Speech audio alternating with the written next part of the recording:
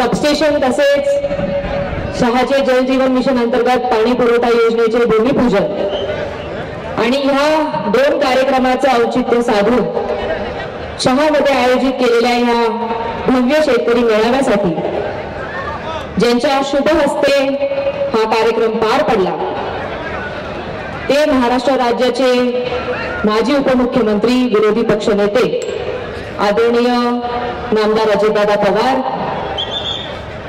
व्यासपीठावर उपस्थित असलेले माजी गृहनिर्माण मंत्री आदरणीय जितेंद्रसिंह आव्हाड, महाराष्ट्र राज्याचे उपाध्यक्ष विधानसभा उपाध्यक्ष आदरणीय नरहरी झिरवळ, कोपरगाव तालुक्याचे आमदार आदरणीय अशोकदादा काळे, निफाड तालुक्याचे आमदार आदरणीय दिलीपदादा धनकर, कळवणचे आमदार नितीनजी पवार, देवळालीचे आमदार सरोजताई आहिरे, इगतपुरीचे आमदार आदरणीय रमण कोसकर, त्याचबरोबर आदरणीय समीर भुजबळ, व्यासपीठावर उपस्थित असलेले सर्वच तोला मुलाचे मान्यवर आणि समोर उपस्थित असलेले माझ्या कुटुंबातील सगळे बंधू भगिनींनो, आज खरं तर व्यासपीठावरील सगळ्यांना सांगावेसे वाटते की 1991 साली कोकाटे साहेबांचा राजकीय प्रवासाची सुरुवात ही शहा येथील काल भैरवनाथ महाराज मंदिराच्या चरणी नारळ वाढवून झाली आणि त्याच परंपरेला पुढे नेत 2016 साली माझ्या सुद्धा राजकीय प्रवासाची सुरुवात ही ह्याच मंदिरात ह्याच काल भैरव महाराजांच्या चरणी नारळ वाढून झाली आणि आज सन 2023 आजही हा जो भव्य दिव्य शेतकरी समारंभ शेतकरी मेळावा हा आपल्या ग्रामीण भागामध्ये होत आहे तोही प्रथमतः या शहा गावामध्येच होत आहे आणि म्हणून ही काल भैरव महाराजांची कुठेतरी आशीर्वाद आणि इच्छा आहे असं मी म्हणते। 10 वर्ष जिल्हा परिषद व त्यानंतर 19 वर्ष विधानसभेची कारकिर्दीमध्ये सिन्नरचा चेहरा मोहरा बदलायचे काम हे कोकाटे साहेबांनी खऱ्या अर्थाने त्यांच्या कालावधीमध्ये केलं। विकास हा डोळ्याला दिसायला हवा आणि हाताला लागायला हवा असे वाक्य साहेबांनी माझ्यासारख्या असंख्य कार्यकर्त्यांच्या मनामध्ये बिंबवलं आणि ते बिंबवत असताना अनेक उत्कृष्ट उदाहरणं आमच्या डोळ्यापुढे उभे करून ते वाक्य आम्हाला पटवूनही दिलं। सर्वसामान्य माणूस जी गोष्ट स्वप्नातही विचार करू शकत नाही असे मोठे मोठे उत्कृष्ट प्रकल्प हे कोकाटे साहेबांनी सिन्नर मतदारसंघामध्ये प्रत्यक्षात करून दाखवले। प्रामुख्याने जर म्हणायचं ठरलं तर सिन्नर शहरासाठी 24/7 पाणी पुरवठा योजना, सिन्नर तालुक्याला लागलेला दुष्काळी नावाचा कलंक हटवणारा देव नदीवरील कुंडेवाडी ते सायवळे आणि पोपडी ते मिरगाव हे 2 पूर कालवे, मुसळगाव येथील भव्य दिव्य क्रीडांगण व सिन्नर तालुक्याच्या विविध भागांमध्ये निर्माण केलेले आणि काही प्रस्तावित असलेले असे सबस्टेशन। खरं तर मी कोकाटे साहेबांचं दुर्दैव म्हणेल की ज्या सिन्नर शहरासाठी त्यांचा जो सगळ्यात मोठा महत्वाकांक्षी प्रोजेक्ट म्हणजे 24 तास 7ही दिवस पाणी पुरवठा हा सिन्नर शहरातल्या लोकांना मिळाला हवा, या प्रोजेक्टसाठी धडपड करत कोकाटे साहेबांनी मंजुरी केली। मात्र त्याचं जे काही इम्प्लिमेंटेशन झालं ते दुर्दैवाने कोकाटे साहेबांच्या काळात झालं नाही आणि परिणामी जुन्या योजनेमध्ये ज्या सिन्नर शहराला किमान 2 ते 3 दिवसाआड पाणी मिळत होतं, आज परिस्थिती अशी आहे की 100 कोटीची योजना होऊनही काही सिन्नरच्या भागामध्ये 8 ते 10 दिवसांनी पाणी मिळतं। त्यावर योग्य ती कारवाई ही निश्चितपणे चालूच आहे।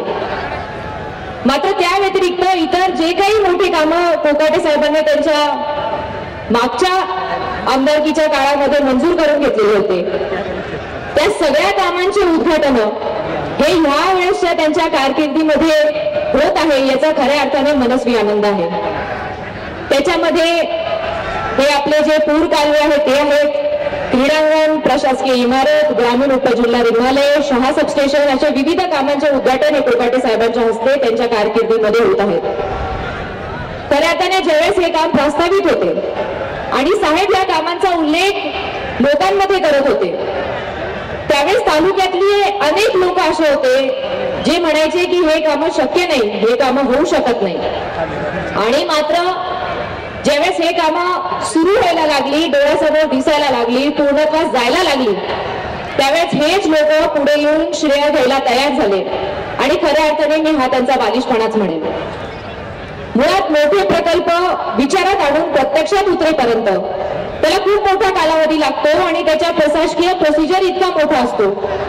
हा या माणसांना, या लोकांना खऱ्या अर्थाने माहित नाही आणि खऱ्या अर्थाने त्यांनी तसा कधी प्रयत्नही केला नाही, म्हणून त्यांची चूक आपण म्हणू शकत नाही. मात्र साहेबांचा हाच विकासाचा वेग बघून या सिन्नर तालुक्याच्या जनतेने सिन्नर तालुक्यामध्ये इतिहास घडवून चौथ्यांदा कोकाटे साहेबांना आमदारकी प्रदान केली आणि या जनतेची सेवा करायची संधी दिली.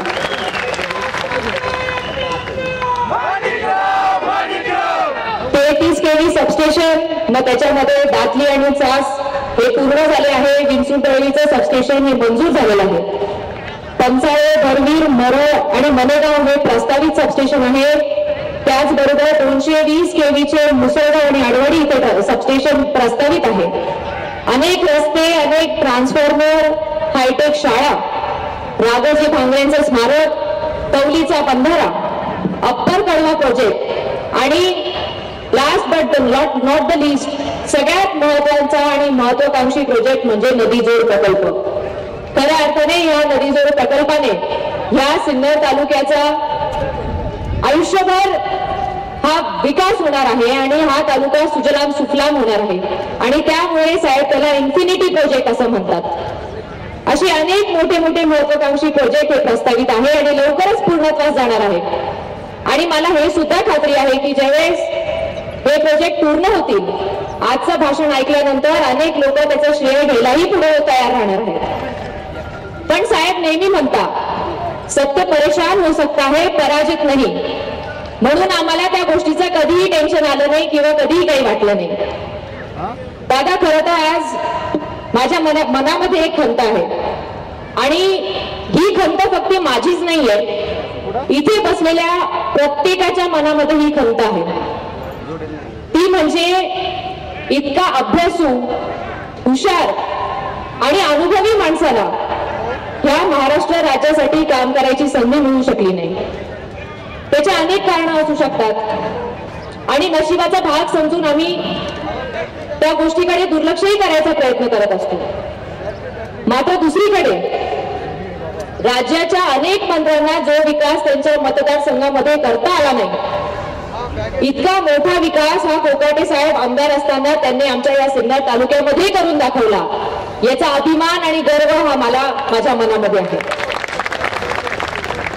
त्यांच्या पावलावर पाऊल टाकून आमच्यासारखे अनेक कार्यकर्ते या विकासाच्या मार्गावर लागलेले आहेत आणि आमचा ध्येय मात्र एकच आहे, तो म्हणजे या सिन्नरचा विकास.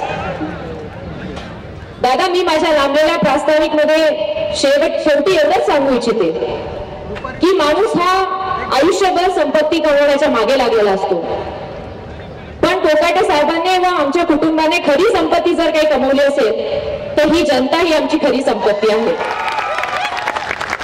आणि या संपत्तीचा खरा वारसा म्हणून एकुलती एक मुलगी, तिचं संपूर्ण आयुष्य त्यांनी ह्या जनतेसाठी समर्पित केलेलं आहे.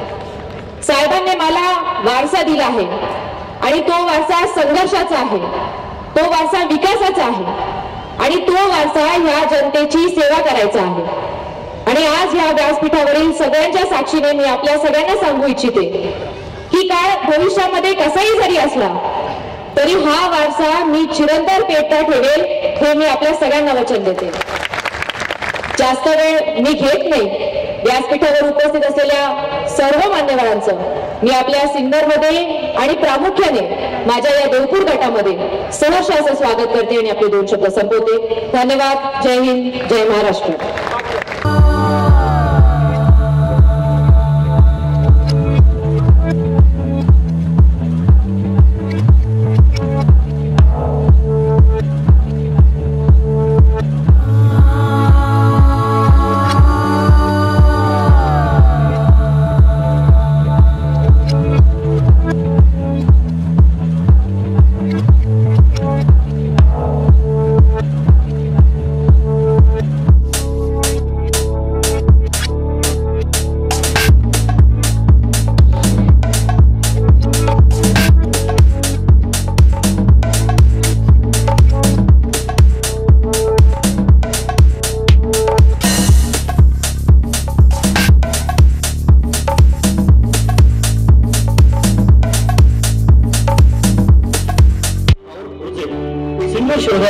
24/7 सर्व पाणी पुरवठा योजना देव नदीवरील 9 किलोमीटर अखंड पाणी साठवणारे कोटा बंधारे प्रस्तावित हिवरे येथील कवलीचा बंधारा पूर्ण भागाला नऊ संजीवनी देणाऱ्या केवळ गुरुत्वाकर्षणाने कार्यान्वित होणाऱ्या शून्य देखभाल दुरुस्ती खर्च असलेल्या पूर्वनदीचे सायळे व खोबरीतील मेघराज हे पूल कालवे यासारखे नाविन्यपूर्ण प्रकल्पांच्या माध्यमातून सिन्नरकरांची तहान भागवण्याची भगीरथ प्रयत्न ते सातत्याने करत आहेत. त्यांच्या स्वप्नातील महत्वपूर्ण डेस्टिनेशन ठरणारा इन्फिनिटी प्रोजेक्ट अर्थात देव नदी जोड प्रकल्प हे दिवा स्वप्न पूर्ण करण्यासाठी व ज्या सिन्नरच्या अविरत वाहणाऱ्या विकास गंगेचे आपण सर्व साक्षीदार आहात ते निरंतर वाहण्यासाठी आपली सर्व ताकद आपण आमदार माणिकराव कोकटे यांच्या पाठीशी उभी करण्याचे वचन आपण या ठिकाणी घेऊया.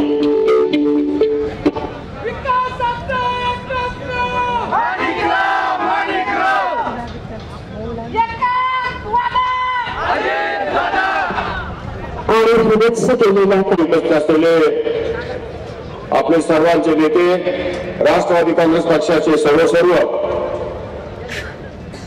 महाराष्ट्र राज्याचे माजी उपमुख्यमंत्री महाराष्ट्र राज्याचे विरोधी पक्ष नेते आमचे नेते सन्माननीय अजितदादा पवार साहेब, माजी मंत्री माझे मित्र सन्माननीय जितेंद्र आव्हाड साहेब, आपल्या शेजारच्या मतदारसंघातील माझे सहकारी मित्र विधान सभेतील सन्माननीय आशुतोष दादा काळे आमदार, आपल्या निफाड तालुक्याचे आमदार सन्माननीय दिलीप काका बनकर, माझे मित्र आमदार नितीन पवार, आमदार सरोजताई आहिरे, माजी खासदार समीरभाऊ भुजबळ, व्यासपीठावर अनेक मान्यवर या ठिकाणी उपस्थित आहेत. सर्वांचा नामोल्लेख करण्यासाठी मी आपला त्यांचा जास्त वेळ घेऊ इच्छित नाही.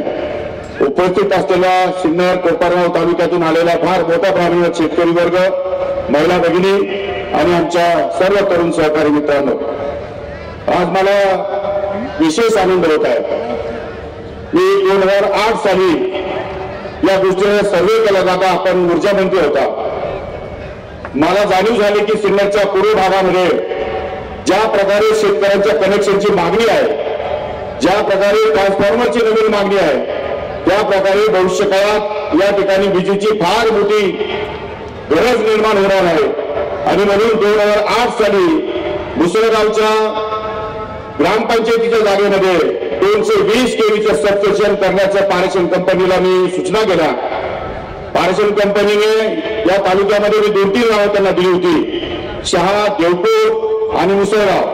त्यामध्ये शहामध्ये या ठिकाणी त्यावेळी त्यांना ती काय जागा फारशी पसंत पडली नाही. देवपूरमध्ये आमच्याच कार्यकर्त्यांनी विरोध केला आणि मुसळगावमध्ये दिलीपराव शिंदे गावचे सरपंच असताना त्यांनी 15 एकर जमीन या ठिकाणी या पारेषण कंपनीला देऊ ठराव मिळून देऊ केली. 2008 नंतर 2013 पर्यंत त्या पारेषण कंपनीने आणि अजितदादांनी 220 केव्हीच्या सबस्टेशनला मान्यता दिली, प्रशासकीय मान्यता 2013 साली या ठिकाणी मिळाली. परंतु पुढे मुसळगावच्या शेतकऱ्यांचा विरोध झाला की आमच्या शेतामधून फार मोठे मोठे टावर जातील आणि आमच्याकडे लँड होल्डिंग कमी आहे, त्यामुळे या प्रकल्पाला आमचा विरोध आहे. या ठिकाणी आम्ही 220 केव्हीचे सबस्टेशन सध्या होऊ देणार नाही. त्यामुळे माझ्यासमोर परत प्रसंग या ठिकाणी पेच निर्माण झाला की सिन्नरच्या पूर्व भागाची तर गरज भागली पाहिजे आणि या ठिकाणी शेतकऱ्यांचा विरोध आहे. अशा परिस्थितीमध्ये कोपरगावचे आमदार सन्माननीय अशोकदादा काळे यांनी या ठिकाणी 5व्या महिन्यामध्ये अजितदादांना एक पत्र दिलं आणि त्यांना सांगितलं की कोपरगाव तालुक्यामध्ये या ठिकाणी 220 केव्हीची गरज आहे. कोपरगावच्या लोकांनी या ठिकाणी त्यांनी सर्वे केला आणि कोळपेवाडी कारखान्याची जागा त्यांनी या ठिकाणी पसंत केली. त्या ठिकाणी कोळपेवाडी कारखान्यात अशोकदादांनी आणि त्यांच्या सर्व सहकार्यांनी कोळपेवाडी कारखान्याने 10 एकर जमीन या ठिकाणी पारेषण कंपनीला देऊ केली. त्याचे जे काही स्टॅम्प या ठिकाणी फी होती ती फी सुद्धा कारखान्याने भरली. परंतु ते सबस्टेशन या सबस्टेशनवरती सिन्नर तालुक्याचे 4 सबस्टेशन जोडणार होते, त्यामुळे आपली गरज त्या ठिकाणी पूर्ण होईल या अपेक्षेनं कोपरगाव तालुक्यामध्ये कोळपेवाडीला झालेलं सबस्टेशन ते सुद्धा आपल्या फायद्याचं आहे हा विचार करून त्याच्याही मागे लागलो. 2014च्या या ठिकाणी निवडणुका लागण्याच्या 2 महिने अगोदर या 132 केव्हीच्या सबस्टेशनला कोळपेवाडीला मान्यता मिळाली दादांनीच प्रस्ताव तो मान्य केला होता। नंतरच्या काळामध्ये भारतीय जनता पक्षाचं सरकार आलं, इकडचे आमदार बदलले, तिकडचे आमदार बदलले आणि दोन्हीकडे या कामासाठी या ठिकाणी पाठपुरावा होईना। 2017 साली त्यानंतर चंद्रशेखर बावनकुळेला विनंती केली की तुमच्याकडे आशुतोष दादा काळे पण माझ्यावर होते, ती मीटिंग फोटो अजून आपल्याकडे आहेत, तर त्यावेळी त्यांना सांगितलं जर तुम्ही कोर्टाला 132 केवी घेत असाल तर आमची हरकत नाही, लवकर काम सुरू करा, किंवा नसाल घेत तर आम्ही या ठिकाणी 6 ला घेतो। परंतु त्या लोकल आमदारांनी ते कोर्टाला होऊ नये म्हणून ते डिझेल प्रोग्राम 3 वर्ष त्या ठिकाणी ठेवलं आणि 17 पर्यंत कोर्टाला त्या कामाचा शुभारंभ होऊ शकला नाही।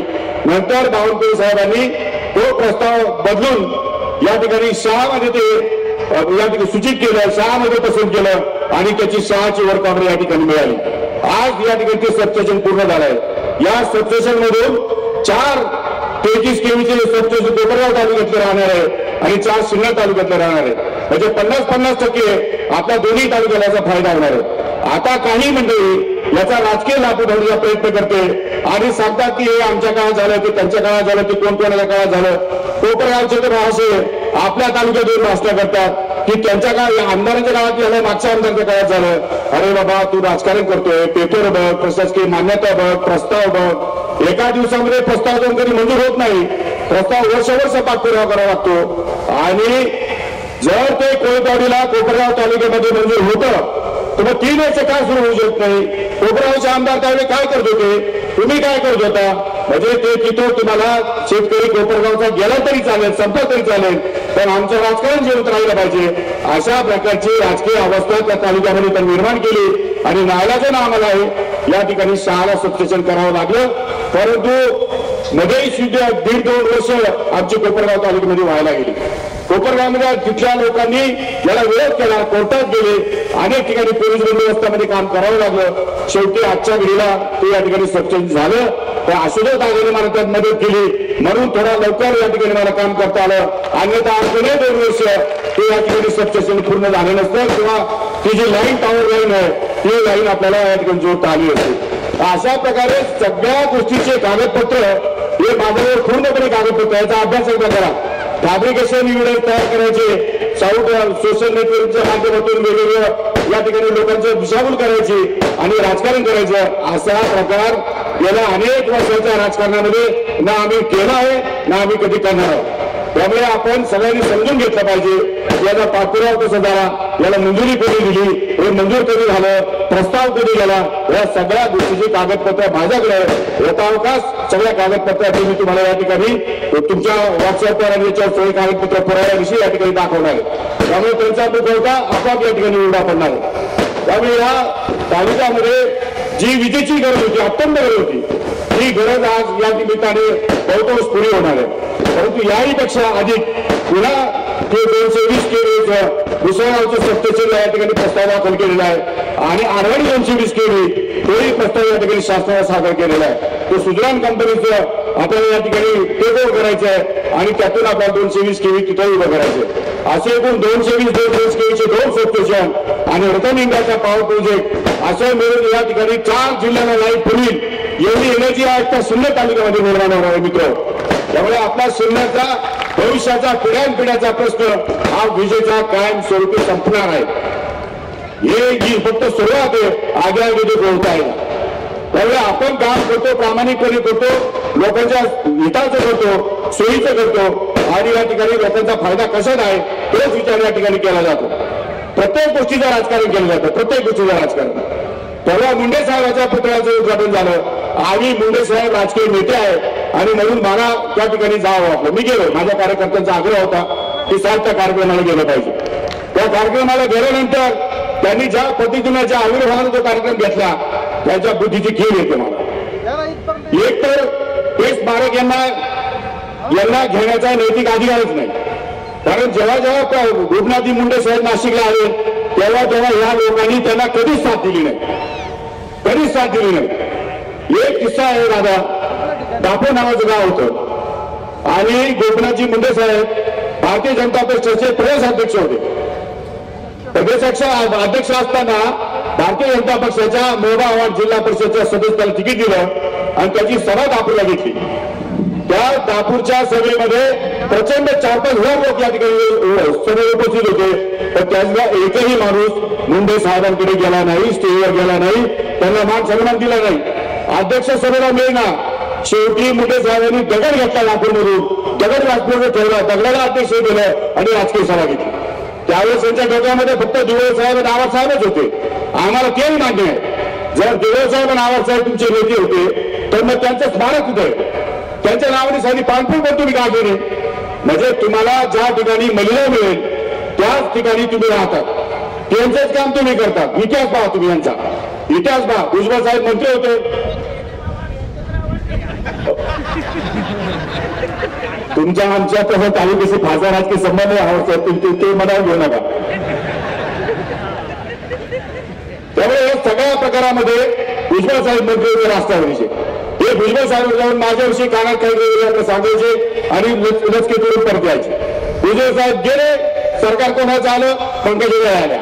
पंकजाताईकडनं गोपीनाथ मुंडे साहेबांचं स्मारक करायचं लालच दाखवली आणि पुन्हा भारतीय जनता पक्षात पुन्हा कामं मिळवली. पंकजाताई गेल्या, मग इथं धनंजय मुंडे आले, पुन्हा भुजबळ साहेब आले, त्यांच्या मागे लागून पुन्हा त्यांचे जमीन घेतलं, त्यांच्या लोकसभेवरच्या लोकसभेला काम केलं आणि पुन्हा लोकसभा संपली, पुन्हा भुजबळ साहेबांच्या घरात बसून माझ्याविषयी सांगून पुन्हा फायदा होता. ते गेले, आता पुन्हा नव्याने मंत्री आले. आता कुठे? आता दादा भुसेच्या बरोबर, दादा भुसेच्या कलेक्टरचे दुकान चालवत आहेत, होलसेल डिलिव्हरी. तर आता दादा भुसेचं नाव कुठलं होतं? सिल्वरमधून होतं. हे नक्की कोणाचे आहेत? हे पंकजाताईचे आहेत, धनंजय मुंडेचे आहेत, दादा भुसेचे आहेत. त्या ज्या शिवसेनेने जिल्हा परिषद अध्यक्ष केलं त्या उद्धव ठाकरेंचे आहेत किंवा नितीन गडकरी आणि पंकजा मुंडे बरोबर येऊन भारतीय जनता पक्षाचे आहेत. एकदा जाहीर तर करा, एकदा तुमचा पक्ष जाहीर करा, तुमचा नेता जाहीर करा. अहो, तुमचा नेता आणि पक्ष तुम्ही चालता चालता बदलतात, फक्त जिकडे घुगड्या तिकडे उडवतो, एवढा धंदा सुरू आहे. आणि यांनी राजकारणी आपल्याशी बोलाव का? यांनी राजकारणाशी ते आपल्याशी तुलना करू शकत नाही. विकासाचा यांचा कवडीचा संबंध आहे, फक्त स्वतःचा तुंबड्या व्हायचा, स्वतःचा स्वार्थ करायचा. या पलीकडे या मंडळीने या तालुक्यामध्ये काही केलेलं नाही. आणि आता या सगळ्या पद्धतीमध्ये आम्ही लोकनेते, आम्ही युवा नेते आणि कसे लोकनेते कसे युवा नेते. या राज्याच्या मुख्यमंत्र्याने जितेंद्र आव्हाड साहेब मंत्री होते, माजी मंत्री, आमदार होते, त्यांच्या संकल्पनेचा बोर्ड या पोलिसांनी तोडून टाकला. आणि इथं कशी काय संकल्पना चालतो? पत्र शेता पत्र शेड्यांची संकल्पना आहे. म्हणजे सोयीचं राजकारण करायचं, इथं आपण दुर्लक्ष करतो, त्याचा गैरफायदा घ्यायचा.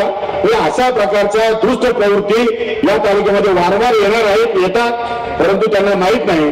हवेत फुसकेदार करून परजा खाण्यावर बंदूक ठेवून वाघाची शिकार करता येणार नाही, वाघाची शिकार करू शकणार नाही. ते फार बच्चे आहेत आपल्या समोर, त्यांना ते करण्याची गरज नाही. आणि आपण त्यांच्या भरोश्यावर नाही, रचनात्मक कार्य करून या तालुक्यातल्या प्रत्येक समाजाच्या माणसाला या ठिकाणी न्याय देण्याचं काम आपल्याला या ठिकाणी गेले अनेक वर्ष मी करत आलो, याही पुढच्या काळामध्ये सतत या ठिकाणी करत राहणार आहे. त्यामुळे राजकारणाचे मुद्दे सोडून द्या मित्र. आज मी आपल्याला सांगू इच्छितो, अजितदादा ही काँग्रेस पक्षाची संपत्ती आहे. अजितदादा राष्ट्रवादी काँग्रेस पक्षाची आसेट आहे. आजच्या घडीला महाराष्ट्रातल्या तमाम तरुणांचं आशास्थान आहे. Is the real hero of younger generation of Maharashtra. आज दादाकडे सगळ्यांचे डोळे लागले, आपले सगळ्यांचे डोळे लागले. दादा आपल्याकडनं अपेक्षा आहे. लोकांना वाटतं की आपण नेतृत्व करावं, शेतकऱ्याचे प्रश्न सोडावे, बेरोजगारांचे प्रश्न सोडावे. त्यामुळे आपल्याकडे आपल्या पाठीमागं आमच्या कोपरगाव मतदारसंघ आणि सुनेरचा मतदारसंघ ताकदीने, अतिशय ताकदीने आम्ही सर्व आमच्या जनतेसह आपल्या पाठीशी खंबीरपणे उभे करू, हे मी तुम्हाला या ठिकाणी ग्वाही देतो. एकच गोष्टीचं लक्ष राहा. मला आपल्याला विनंती करायची आहे, मला फक्त 1 वर्षासाठी ऊर्जा मंत्र्याची मुख्यमंत्री करा. तमाम महाराष्ट्रातल्या शेतकऱ्यांना 5 तास मोफत दिवसा ढवळ्या लाईट दिल्याशिवाय मी राहणारच नाही, सांगून देतो. काय व्हायचं करून राज्याचं 5 लाख कोटी कर्ज होते, नाही ते 10 लाख कोटी होते. काय शेतकरी नुकसान केले? शासकीय जाती तुम्ही करून राहिले, या जातीचं मंडळ त्या जातीचं मंडळ, या जातीचं त्या जातीचं, कशाला पैसे वाढवले जातात. शेतकऱ्यामध्ये सगळ्या जातीचे लोक शेती करतात, शेतकऱ्याला जात नसते, त्याची अडचण हीच त्याची जात आहे. त्यामुळे त्याच्या अडचणीला मदत करणं, त्याच्यासाठी सुविधा निर्माण करणं एवढीच गोष्ट करा. बेरोजगाराला जात नसते, त्याची अडचण कामाची आहे, नोकरीची आहे, पण बेरोजगारांसाठी धोरण राहावा. त्यामुळे शेतकरी आणि बेरोजगार हाच या ठिकाणी वर्ग डोळ्यासमोर ठेवून यांच्यासाठी काम करायला. हे बाकीचे जाऊ द्या, सटर फुटर फायदे, महामंडळामध्ये पगार, खुर्च्या, चहा, पाणी, गाड्या, हजारो कोटीचा खर्च वाढला जातो. त्यापेक्षा शेतकऱ्यांना काहीतरी द्या. 200-400 रुपयाची तोंडाला पानं पुस्तक आणि असं काही धोरण तयार करा की ज्या वेळेस भाव त्याचा 700च्या आत येईल, 1000च्या आत येईल, ऑटोमॅटिक तो भाव आणि ती रक्कम त्याच्या खात्यावर जमा झाली पाहिजे. आज अनेक शेतकऱ्यांच्या 7-12 उतारावर नोंदी नाहीये, कांद्याच्या नोंदी नाहीये, विकल्याच्या पावत्या नाहीयेत. कोणाला मिळाल्या या सुविधा? या सुविधा सगळ्या शेतकऱ्यांना मिळू शकत नाही. याच्यामध्ये अनेक त्रुटी आहे, याच्यामध्ये खूप त्रुटी आहे. त्यामुळे या योजनेचा शेतकऱ्यांना चांगला भाव या ठिकाणी मिळू शकत नाही, चांगले प्रत्येकापर्यंत ही सुविधा येऊ शकत नाही याची मला खात्री आहे. धोरणं नीट बनवा, धोरणं चांगले बनवा, ज्यामध्ये शेतकरी आणि बेरोजगार दोन वर्ग आहेत. बेरोजगार तोंडाला नोकरी तुम्ही आता हे आउटसोर्सिंग मध्ये घेता, म्हणजे काय करतात आउटसोर्सिंग मध्ये? ठेकेदार नेमतात, ठेकेदाराला 15,000 रुपये महिन्याला द्यायचे. ठेकेदार माणसं नेमतो, तो 8,000 रुपये महिन्याला देतो, 7,000 रुपये तो खातो. टॅक्स त्याला काहीच मिळत नाही, तो कॉन्ट्रॅक्ट बेसवर काम करतो, तो त्याची नोकरी वाढवली असते. तर हे शासनाने 15,000 रुपये, अरे 5 वर्षाचा फंड घ्या, 15,000 5 वर्ष तुम्हाला आणखी 5,000 रुपये वाटतील, त्याच्या 5 वर्ष आणखी 10,000 रुपये वाटतील. असे तुम्ही जो कोणतं तुम्हाला गरज आहे नोकऱ्यांची, आणि त्या दृष्टिकोनातून आरक्षित जागाचे नियम पाळून या ठिकाणी शासनाने अशा प्रकारचं नवीन धोरण तयार केलं पाहिजे. आणि हे आउटसोर्सिंग कॉन्ट्रॅक्ट बिझनेस अजिबात तरुणांना परवडणार नाहीये. याच्यात त्यांना हातात पैसेच मिळत नाही, लुटमार होते, खाजगी कंपन्या त्याचे फायदे घेतात आणि तो पण या ठिकाणी त्याच्यावर आपण गांभीर्याने लक्ष दिलं पाहिजे. भविष्यकाळ आपला आहे आणि या भविष्यकाळामध्ये हा वर्ग सुखी समाधानी कसा होईल यासाठी दादा आपल्याला प्रयत्न करावे लागतील. मला खात्री आणि विश्वास आहे तुम्ही आजचे खंबीरपणे या ठिकाणी राज्य एका विकासाकडे, एका टोकाकडे घेऊन जाल, तेवढा विश्वास आमच्या मनामध्ये आहे. हा दिलीप काका, नितीन पवार आहे, मी आहे, सरोजताई आहे, आम्ही सर्वजण ताकदीने, भुजबळ साहेब किंवा नेराजीवर आम्ही सर्वजण ताकदीने दादा तुमच्या पाठीशी मागे उभे आहोत. शेजारी आमच्या आशुतोष दादा आहेत. आमच्या दोन्ही मतदारसंघाला कोणी कितीही तिथे लावायचा प्रयत्न केला तर आमचं काम एकदम स्वच्छ आहे, एकदम स्वच्छ आहे. आमच्यावरती कोणी चिकलपे करू शकत नाही, कोणी शिंतोड ओढू शकत नाही आणि आम्ही त्यांची काळजी करत नाही. आम्ही त्याला भिका घालत नाही.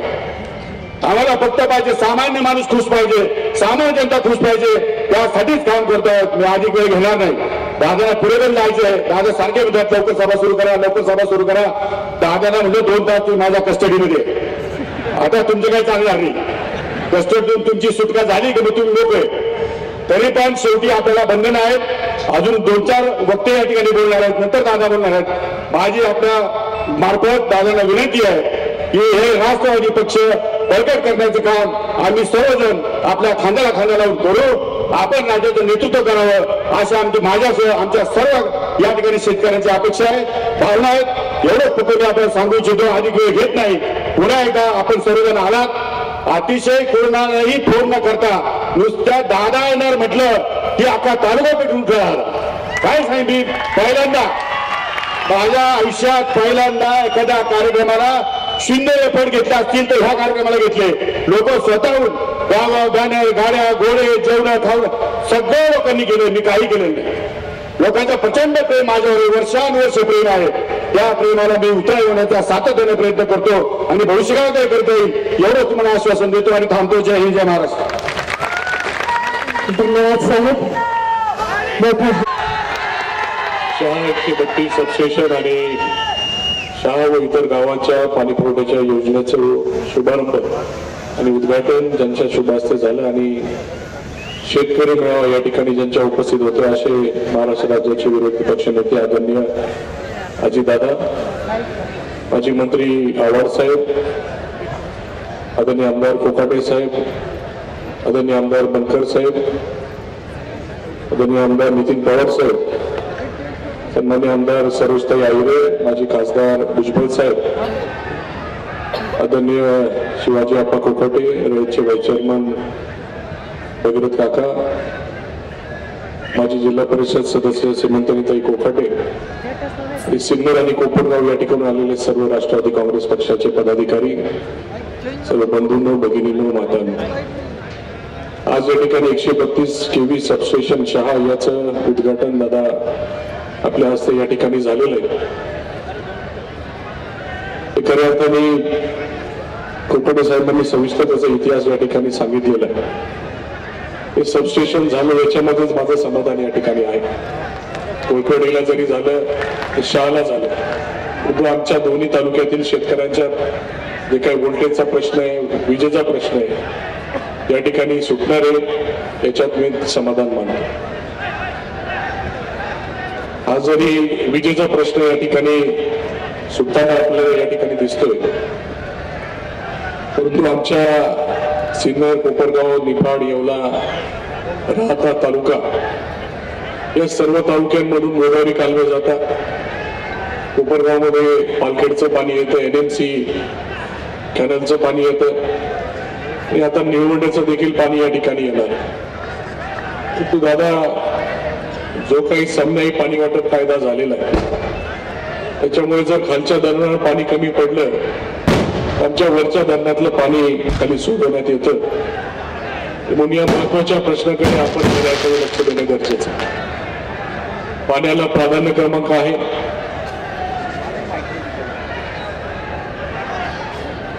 तुम्हाला मान्य आहे, पहिलं प्राधान्य पिण्याला आहे, दुसरं प्राधान्य शेतीला आहे, तिसरं प्राधान्य औद्योगिकरणाला. परंतु ज्यावेळेस पाणी खाली कमी पडतं ते काय पिण्याला कमी पडतं अशातला भाग नाही. खाली शेतकरी, वरती शेतकरी, आमचं म्हणणं नाही का खालच्या शेतकऱ्यांना पाणी नाही द्यायला पाहिजे, परंतु आमच्या शेतकऱ्यांचं पाणी काढून खाली देण्याचा कायदा जो काही झाला त्याचा जरी उद्देश चांगला होता, जागतिक बँकेचं कर्ज आपल्याला त्या ठिकाणी आपल्या कालव्यांसाठी भरण्यासाठी मिळणार होता, परंतु त्याचा तोटा खऱ्या अर्थाने या सर्व परिसराला या ठिकाणी झालेला आहे.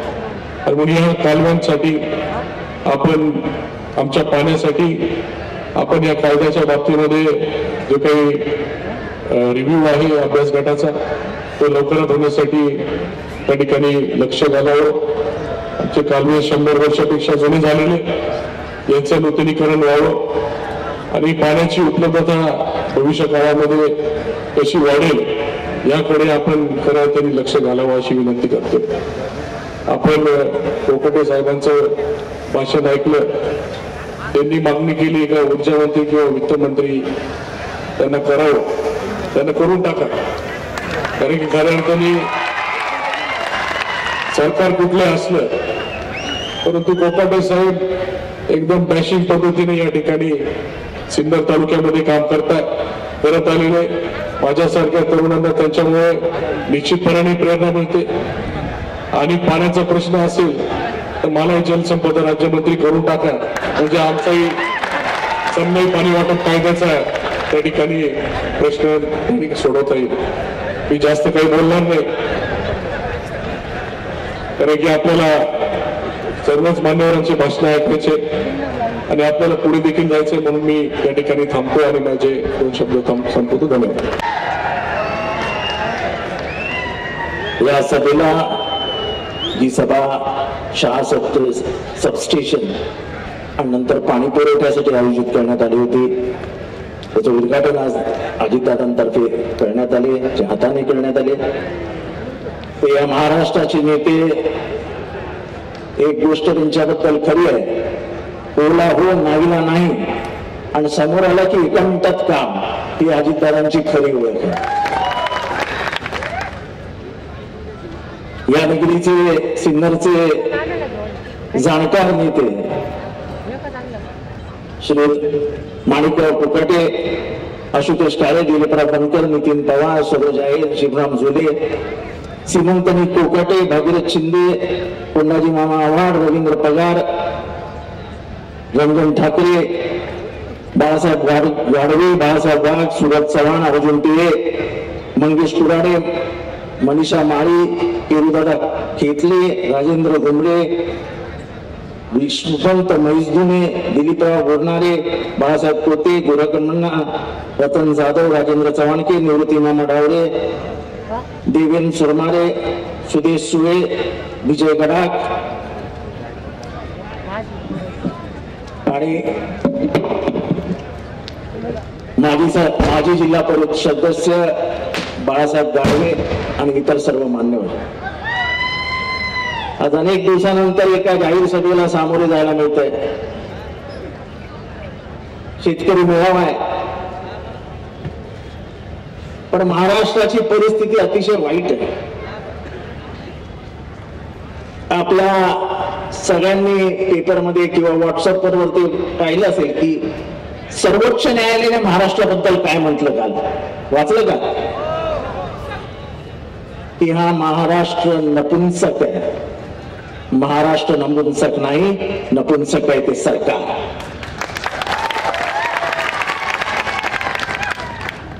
ते कशावरनं म्हणाले,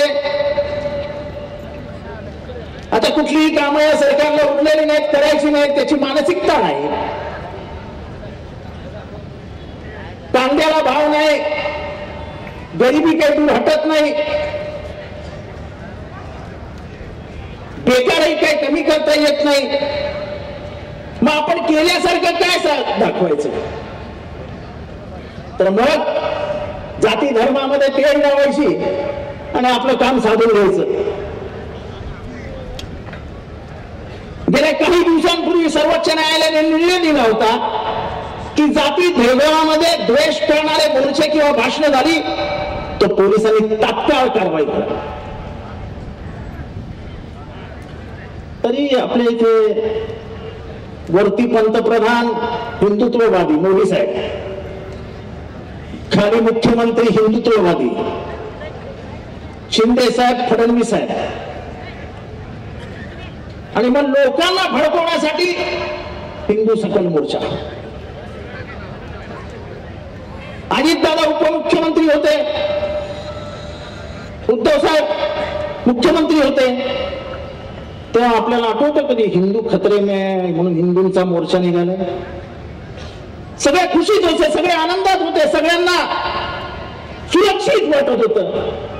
असं कसं काय झालं की वरती हिंदू पंतप्रधान, खाली हिंदू मुख्यमंत्री आणि हिंदूचा सुरक्षित राहिलेला नाही? मी सहज टीव्हीवर बोलून गेलो की तुम्हाला जर हिंदू सुरक्षित ठेवता येत नसतील आणि हिंदू लोकांना जर असुरक्षित वाटत असेल तर तुम्ही परत बनवा उद्धव ठाकरेंना मुख्यमंत्री आणि अजितदादांना उपमुख्यमंत्री, आणि त्या परत आमच्या हातात महाराष्ट्र, आम्ही सगळ्यांना सुखी ठेवू. पण तुमच्या या वागण्यामुळे, तुमच्या या भूमिकेमुळे उभ्या महाराष्ट्राची लाज जगभरात गेली. का? तर सर्वोच्च न्यायालयाने सांगितलं की नपुंसक, नपुंसक तुम्ही असाल. हा महाराष्ट्र शिवरायांचा देश आहे, हा नपुंसक असूच शकत नाही. ह्याला काही कामच करायचं नाही. काल कुठेतरी गेले, काय त्यांना डिलीट दिली, काहीतरी पदवी दिली त्यांना. ते भाषण करताना ते डिलीट मिळाली आहे, ती महाराष्ट्राच्या नागरिकांसमोर कशी घेऊन जायची? तर I am Eknath Shinde English मध्ये बोलले, मग तेच मी एकनाथ शिंदे हूं हिंदी मध्ये बोलले, आणि परत मी एकनाथ शिंदे आहे मराठीमध्ये बोलले. म्हणजे महाराष्ट्राला त्यांना दाखवायचं होता की मला तिन्ही भाषा येतात आणि म्हणून मला डिलीट पदवी देऊन मी आता डॉक्टर एकनाथ शिंदे झालोय. अरे महाराष्ट्राने 34 मुख्यमंत्री बघितलेला आहे, पण त्या मुख्यमंत्र्याने ह्या राज्यामध्ये 100 कॉलेजेस काढले होते. हा महाराष्ट्राचा इतिहास आहे. शिक्षण नाही, तुमचं अंतःकरण किती स्वच्छ आहे, तुमच्या मनामध्ये महाराष्ट्र प्रेम किती आहे, आणि महाराष्ट्राला कसे वेगाने तुम्ही पुढे जाऊ शकता हे लोक बघत असतात. आणि त्याचं ज्वलंत उदाहरण अजित पवार आहे. आपण काल तिथेही भाषण करताना दादा, ते हॉस्पिटल होतं तिथे, मग ते आपल्या नेहमीच आपलं जे असतं ना, आम्ही पण 6 महिन्यापूर्वी असेच ऑपरेशन केले, अशीच आम्ही चिरफाड केली आणि नंतर मग महाराष्ट्रात इतिहास घडला. ते जिथे जातात तिथे फक्त क्रिकेटच्या सामन्यांना गेले. 6 महिन्यापूर्वी आम्ही असेच षटकार मारले होते. खो खोच्या मैदानात गेले, 6 महिन्यापूर्वी आम्ही असेच खो दिले होते. कबड्डी खेळायला गेले, 6 महिन्यापूर्वी आम्ही अशाच तंगड्या खेचल्या होत्या. अरे बाबा तसं नाही हो, 6 महिन्यापूर्वी तुम्ही खंजीर खुपसला होता, बाकी काही केलं काय? काय चालू आहे काय? त्याचा सर्वात वाईट अनुभव मी घेतोय. पाहिजे तेवढ्या केसेस नुसता एका बाईला असं बाजूला ढकललं तर 354,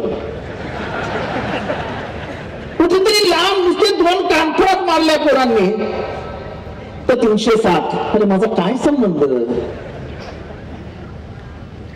विधानसभेमध्ये 5 मिनिटं जितेंद्र आव्हाडवर भाषण. अरे मी एवढा नेता मोठा नेता नाही बाबा, पण माझा फोटो काढून हा कसा गुंड कसा गुंड. अरे बाबा एवढं का माझ्यावर प्रेम दाखवतोय?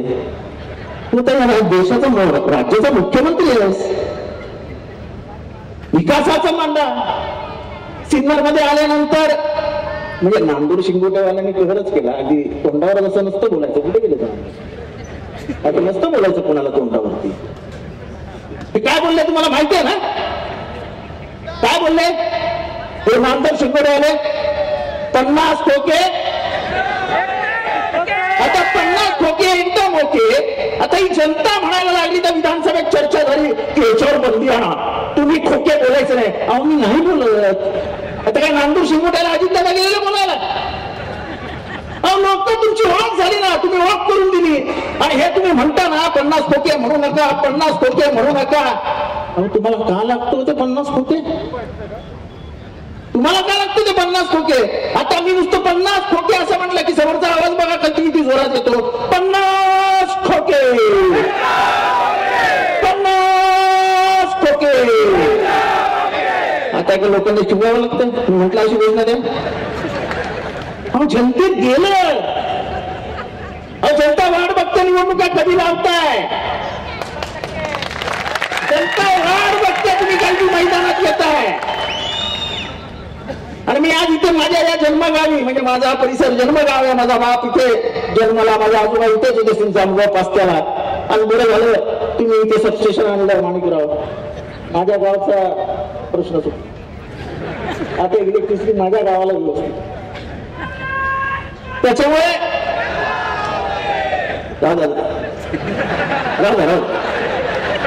तर तुम्ही कितीही आता हे बोर्ड पुसण्याचा प्रयत्न केला ना, ते खोटे आणि होते काय जात नाही लोकांच्या डोक्यातनं. ते आता मतपत्रिकेतनच बाहेर जाईल आणि लोक जेव्हा तुम्हाला घरी बसवतील तेव्हाच या घोषणा बंद होतील. तुमचं कार्य कर्तृत्व लोकांना माहिती आहे. साहेब दादा आमच्याकडे रंगरंगोटी चालू आहे. रंगरंगोटी 450 कोटी रुपयाची रंगरंगोटी. अरे साले अजून गटार नाही झाली, अजून पायवाटा नाही झाल्या, अजून शहराला पाण्याची सोय नाही. बघा किती कर्तृत्ववान आमदार आहेत. सिन्नर सारख्या दुष्काळी भागात पाण्याचा प्रश्न सोडवणं अवघड आहे. मी आता दादांना तेच सांगत होतो की सिन्नरला पाणी पुरवठा करण्यासाठी म्हणून परत एकदा दादा कोणालाही करायचं मंत्री ते करा, म्हणजे आशुतोषला करा नाहीतर माणिकरावांना करा, पण सिन्नरच्या पाण्याची सोय करा. हे एक सिन्नरचा भूमिपुत्र म्हणून मी आपल्याला विनंती करतो. हा म्हणजे जो तर 200 वर्षाचा इतिहास बघितला तर ह्या गावात पाऊस पडतच नाही. त्याच्यामुळे दादा या पंचक्रोशीतले अनेक माणसं हे मुंबई सेंट्रल स्टेशनला नाही तर विटीला हमाली करताना दिसतात. माझे आजोबा हे मुंबई सेंट्रलला हमाल होते, पण आजही मुंबई सेंट्रल किंवा विटीला गेलो आणि मी चालताना दिसलो ह्या पंचक्रोशीतले आव्हाड सांगळे भाबड हे सगळे जमा होतात. आव्हाड साहेब 5-50 हमाल आपल्या मागणं चालायला सुरुवात होतात. पण दादा ते हमाली का करावी लागली? तर इथे पीकच उगवत नाही. मग जगायचं कसं? तर जगण्यासाठी म्हणून इथली सगळी भूमिपुत्र हे मुंबईच्या रेल्वे स्टेशनवर गेली आणि रेल्वे स्टेशनवर हमाली करायला लागली. काहींचं तर आयुष्य असं होतं की राहायला जागा नाही, म्हणून रेल्वे स्टेशनवरच झोपायचं. मी माझ्या वडिलांचं उदाहरण देतो की पहिली आयुष्यातली 22 वर्ष ही रेल्वे स्टेशनवर झोपण्यातच गेली. पण दादा या गावचं एक उदाहरण देतो. 1925 साली सिन्नरच्या काही हमालांनी वर्गणी काढली आणि तेव्हा पुढची पिढी कधीही हमालीसाठी मुंबईत येता कामा नये आली तर शिकून आली पाहिजे या भावनेतनं तेव्हा 1925 साली सिन्नरच्या मध्य भागामध्ये 13 एकर जमीन घेतली होती. इतके दूरदृष्टीचे हे सगळे सिन्नरकर आहेत. त्यामुळे जाता जाता मी फक्त एवढंच सांगेन, तयार राहा. माहिती आहे ना कशासाठी? सांगा कशासाठी? परत एकदा माणिकरावांना आमदार करण्यासाठी. अहो पहिलं निवडणूक, नंतर अजितदादा मुख्यमंत्री आणि मग माणिकराव का आशुतोष काळे. ते आपलं काम ना बाबा, मी छोटा कार्यकर्ता आहे त्यामुळे मी काय ठरवत नाही, ठरवणार ते मागे बसलेत मायबाप सरकार. त्याच्यामुळे सिन्नरची प्रगती, सिन्नरचं औद्योगिकरण, सिन्नर हा ट्रायंगल मधला आहे.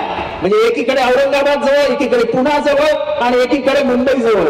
त्यामुळे सर्वात जास्त लॉजिस्टिक्स पार्क हे सिन्नर मध्ये येऊ शकतात. दादा आपण जर लक्ष दिलं पुढच्या वेळेस तर कमीत कमी भिवंडी मधली जेवढी लॉजिस्टिक्स त्याच्यातला 200% भाग इथे येऊ शकतो. कारण का इथलं औरंगाबादचं एअरपोर्ट जवळ आहे, नाशिकला एअरपोर्ट आहे आणि इथलं मुंबईचं एअरपोर्ट जवळ आहे आणि इथलं पुण्याचंही एअरपोर्ट जवळ आहे. त्यामुळे सिन्नरचा ना भूतो ना भविष्याचा याचा विकास होऊ शकतो. त्या विकासाचं ओझं आपण आपल्या खांद्यावर घेऊन वाहून जाऊ शकता, एवढंच मी बोलतो. परत एकदा माणिकरावांना खूप खूप शुभेच्छा देतो या प्रगतीबद्दल, या विकासाच्या दूरदृष्टीबद्दल आणि सिन्नर सुधारवण्याबद्दल एवढं बोलून रजा घेतो. जय हिंद, जय महाराष्ट्र, जय भीम. धन्यवाद सर. मंत्रीपद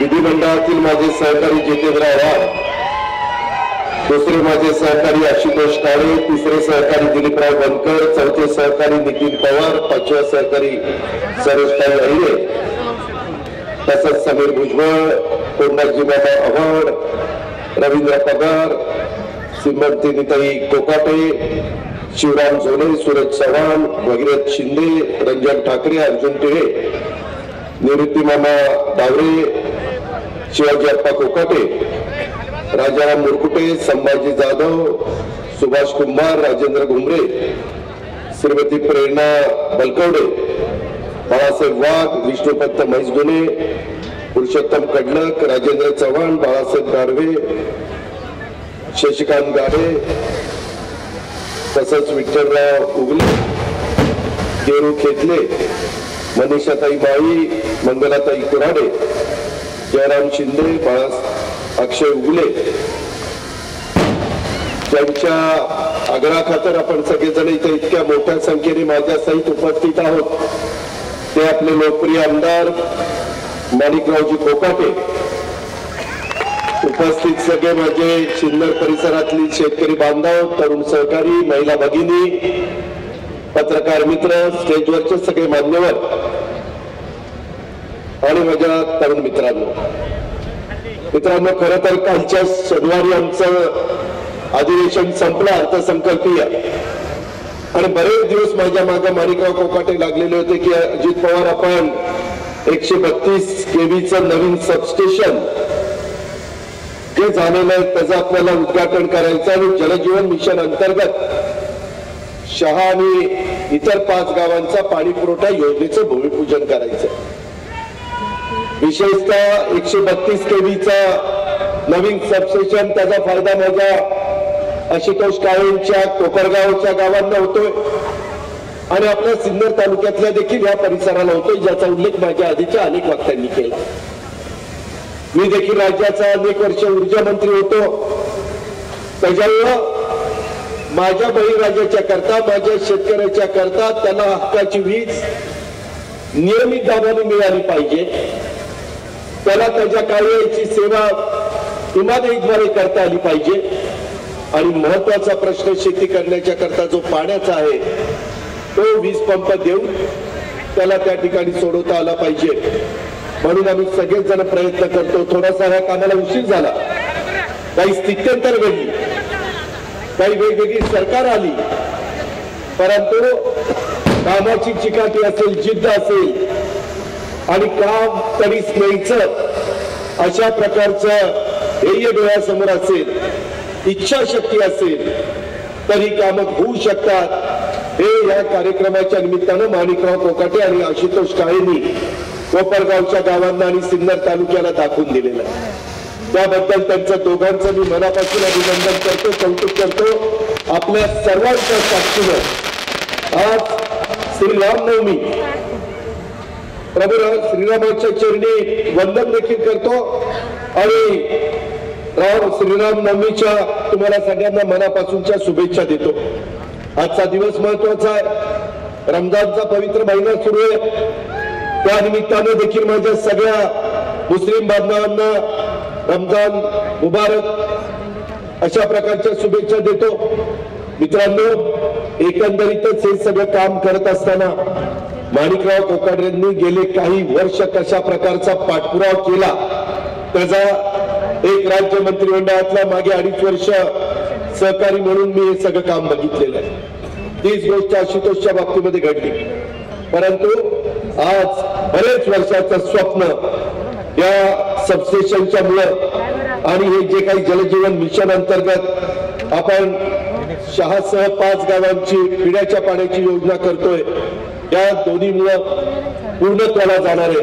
वीज तर काय ताबडतोब प्रथम मिळेल, परंतु पाण्याचं काम मार्गी लावण्याच्या करता जरी आज आम्ही लोक सत्तेमध्ये नसलो, विरोधी पक्षामध्ये असलो, तर मी सिन्नरकरांना त्या कार्यक्रमाच्या निमित्ताने शब्द देतो की या 6 गावांना पिण्याचं पाणी देण्याच्या करता कुठल्याही प्रकारे वाटेल ते करू, परंतु निधी कमी पडून देणार नाही. हा शब्द मी त्या भैरवनाच्या साक्षीनं, महाराजांच्या साक्षीनं आपल्याला सगळ्यांना देऊ इच्छितो. मित्रांनो, आज अनेक त्याच्यामध्ये सगळ्या गोष्टी सुरुवातीच्या काळामध्ये स्वतः श्रीमंतीने सांगितल्या, माणिकरावांनी सांगितल्या, बाकीच्यांनी आपली आपली मतं मांडली, इतरांना पण बऱ्याच जणांना आपले विचार मांडायचे होते, परंतु वेळ जास्त झालेला आहे आणि मला माझं भाषण संपल्यानंतर कोपरगावला जायचं आणि कोपरगाववरून पुण्याला जायचं. त्याच्यावर काही लोकांनी बोलता आलं नाही, कृपा करून त्यांनी नाराज होऊ नये. आज तुमच्या सगळ्यांच्या साक्षीने आपल्या इथल्या 72 बळीराजांचा शेतकऱ्यांचा सत्कार करण्यात आला. खरोखरीच चांगल्या प्रकारे पाण्याची व्यवस्था, पीक विम्याची व्यवस्था, पीक कर्जाची व्यवस्था आणि शेतकऱ्यांनी कष्ट घेतले तर शेतकरी काय करू शकतो हे आताच्या शेतकऱ्यांच्या सत्काराच्या निमित्तानं तुम्हाला सगळ्यांना बघायला मिळालेलं आहे. प्रत्येकाने आपापल्या क्षेत्रामध्ये अतिशय उत्तम प्रकारचं काम केलं. आपल्या स्वतःच्या शहागावचेच कितीतरी शेतकरी त्याच्यामध्ये होते, बाकीचे सिन्नर तालुक्यातले होते. मी त्यांच्याबद्दल निश्चितपणे अभिनंदन करतो. त्यांचा आम्हाला सगळ्यांना अभिमान आहे की असा बहादर शेतकरी आपल्या राज्यामध्ये असल्यामुळं शेतीच्या मध्ये मोठ्या प्रमाणावर कृषी मंत्री आदरणीय पवार साहेब गेले 10 वर्ष केंद्रीय कृषी मंत्री होते. त्यावेळेस आमूलाग्र बदल करण्याचा प्रयत्न आपण केला. त्यावेळेस कधी कांद्याच्या बद्दल अडचण आली की साहेब धावून यायचे. कधी आपल्या द्राक्षाच्या बागा, संत्र्याच्या बागा, केळीच्या बागा किंवा मोसंबीच्या बागा त्या कुठल्याही अडचणीत आल्या, आंब्याच्या बागा, तरी साहेब त्याच्यामध्ये आपल्याला धावून यायचे आणि मदत करायची. अवकाळी पाऊस पडू द्या, गारपीट होऊ द्या, एक लोकांना आधार होता की कोणतरी आमचं प्रतिनिधित्व करणारा, आमची शेतकऱ्यांची नाडी ओळखणारा नेता शरद पवारांच्या रूपाने दिल्लीमध्ये बसलेले आहेत आणि ते आपल्याला अडचण येऊन देणार नाही हा आत्मविश्वास नाशिककरांना होताच, महाराष्ट्राला होता, नव्हे तर उभ्या भारताला होता. हेही आपण बघितलं. 71,000 कोटीचा कर्जमाफीचा निर्णय. सिन्नरकरांनो, अलीकडच्या काळामध्ये हे केंद्रातलं सरकार आहे, त्यांनी 11,10,000 कोटीचं कर्ज माफ केलं. शेतकऱ्यांचं नाही केलं, त्यांनी मुठभर उद्योगपतींचं कर्ज माफ केलं. काय फायदा झाला? त्या उद्योगपतींनी करोडो रुपये कर्ज उचललं. मी त्यांची नावं घेत नाही, परंतु अक्षरशः 50,000 कोटी, 55,000 कोटी, 76,000 कोटी, अरे एवढी कर्ज तुम्ही त्यांना देता आणि आमचा शेतकरी ज्यावेळेस लढतो त्यावेळेस तुमची दानत होत नाही, त्याला मदत करायची तुम्हाला वाटत नाही. आता अवकाळी पाऊस आला, आता गारपीट झाली, आता माझ्या शेतकऱ्यांनी मला निवेदन दिलेलं आहे की अजित पवार, आम्ही सिन्नर तालुक्यामध्ये पिंपळवाडी, दुसरवाडी, वावी या सगळ्या भागामध्ये राहतोय. आम्हाला पीक विम्याचे पैसे अतिशय तुटपुंजी अशा प्रकारचे मिळालेले. अशा प्रकारची तक्रार त्यांनी माझ्याकडे केली. 28/10/2022 आम्हाला काही शेतकऱ्यांना 800 ते 900 रुपये मिळाले आणि त्याच्यानंतर 29/3/2023 200 ते 400 असे काही शेतकऱ्यांच्या नावाने पेमेंट आलं. नुकसान झालं 80%. आणि तुम्ही थट्टा करता, चेष्टा करता, मस्करी करता. सत्तेची काही मस्ती आली तुम्हाला या प्रकारे शेतकऱ्यांची थट्टा करायला? कांदा उत्पादक शेतकऱ्याचा अक्षरशः तो हवालदिल झाला. तो म्हणतो कांदा खरेदी केंद्र सुरू करा, आम्ही त्यांच्याकरता अनुदान मागतोय. माणिकराव कोकाटे, छगन भुजबळ साहेब आजारी असल्यामुळे आज कार्यक्रमाला येऊ शकले नाही. नरहरी जेव्हा मुंबईमध्ये असल्यामुळे येऊ शकले नाही. परंतु जितेंद्र असेल, मी असेल, आशुतोष असेल, दिलीप असेल, सरोज असेल, नितीन असेल, आम्ही सगळेजण या कार्यक्रमाला आलो, समीर असेल. मित्रांनो, शेवटी आपण एका परिवारातले होतो, एका कुटुंबातले होतो. आजचं राजकारण कशा प्रकारचं चाललंय तुम्ही सगळेजण बघताय. 2.5 वर्ष खरं तर सोनियाजींनी, पवार साहेबांनी आणि उद्धव ठाकरेंनी निर्णय घेतल्यानंतर महाविकास आघाडीचं सरकार अडचणीच्या काळात चांगलं चाललेलं होतं. कोरोनाचं सावट होतं, दुकानं बंद होती, कारखाने बंद होते, कुठल्याही प्रकारचा टॅक्स एकदम कमी झालेला होता. अर्थ मंत्रालय माझ्याकडे होतं, त्याच्यात आरोग्याच्या करता कुठं अँब्युलन्स कमी पडू नये, वॅक्सिन कमी पडू नये, त्याच्या संदर्भातली बेड कमी पडू नये, व्हेंटिलेटर्स कमी पडू नये, डॉक्टर, नर्सेस, बाकीचा स्टाफ कमी पडू नये म्हणून उद्धव ठाकरे साहेबांच्या सहित आम्ही सगळेजण काम करत होतो. आम्हाला पण त्या काळामध्ये दोनदा कोरोना झाला, परंतु आम्ही त्याची फिकीर केली नाही. आपण महाराष्ट्रातल्या 13-13.5 कोटी जनतेचं त्या ठिकाणी रोज स्वीकारलेलं आहे. त्यांच्या सरकारच्या माध्यमातून त्यांना मदत केली पाहिजे आणि त्याच्यामुळं आम्ही या सगळ्या कामामध्ये स्वतःला झोकून दिलेलं होतं. मित्रांनो, त्या काळात कुणी बाहेर यायला पण घाबरत होतं. लॉकडाऊन झालेलं होतं, चिटपाखरू देखील रस्त्यावर फिरत नसताना आपण सगळ्यांनी पाहिलं. परंतु तोही काळ आपण काढला. त्याच्यातनं पण डीपीडीसीला पैसे दिले, आमदार निधीला पैसे दिले, कट लावला नाही. विकासाची कामं मोठ्या प्रमाणावर चालू केली, परंतु दुर्दैवाने हे सरकार 10 महिन्यापूर्वी आलं. इतके दिवस काय सांगत होते? भाजपवाले म्हणायचे आमचा काहीच संबंध नाही, हे अंतर्गत शिवसेनेचं आहे. आणि आता एक एक बाहेर यायला लागलं. या उपमुख्यमंत्र्यांच्या धर्मपत्नीने सांगितलं आमचे मिस्टर वेशभूषा बदलून रात्री बाहेर जायचे, आम्हाला कळायचंच नाही कशाला बाहेर गेले.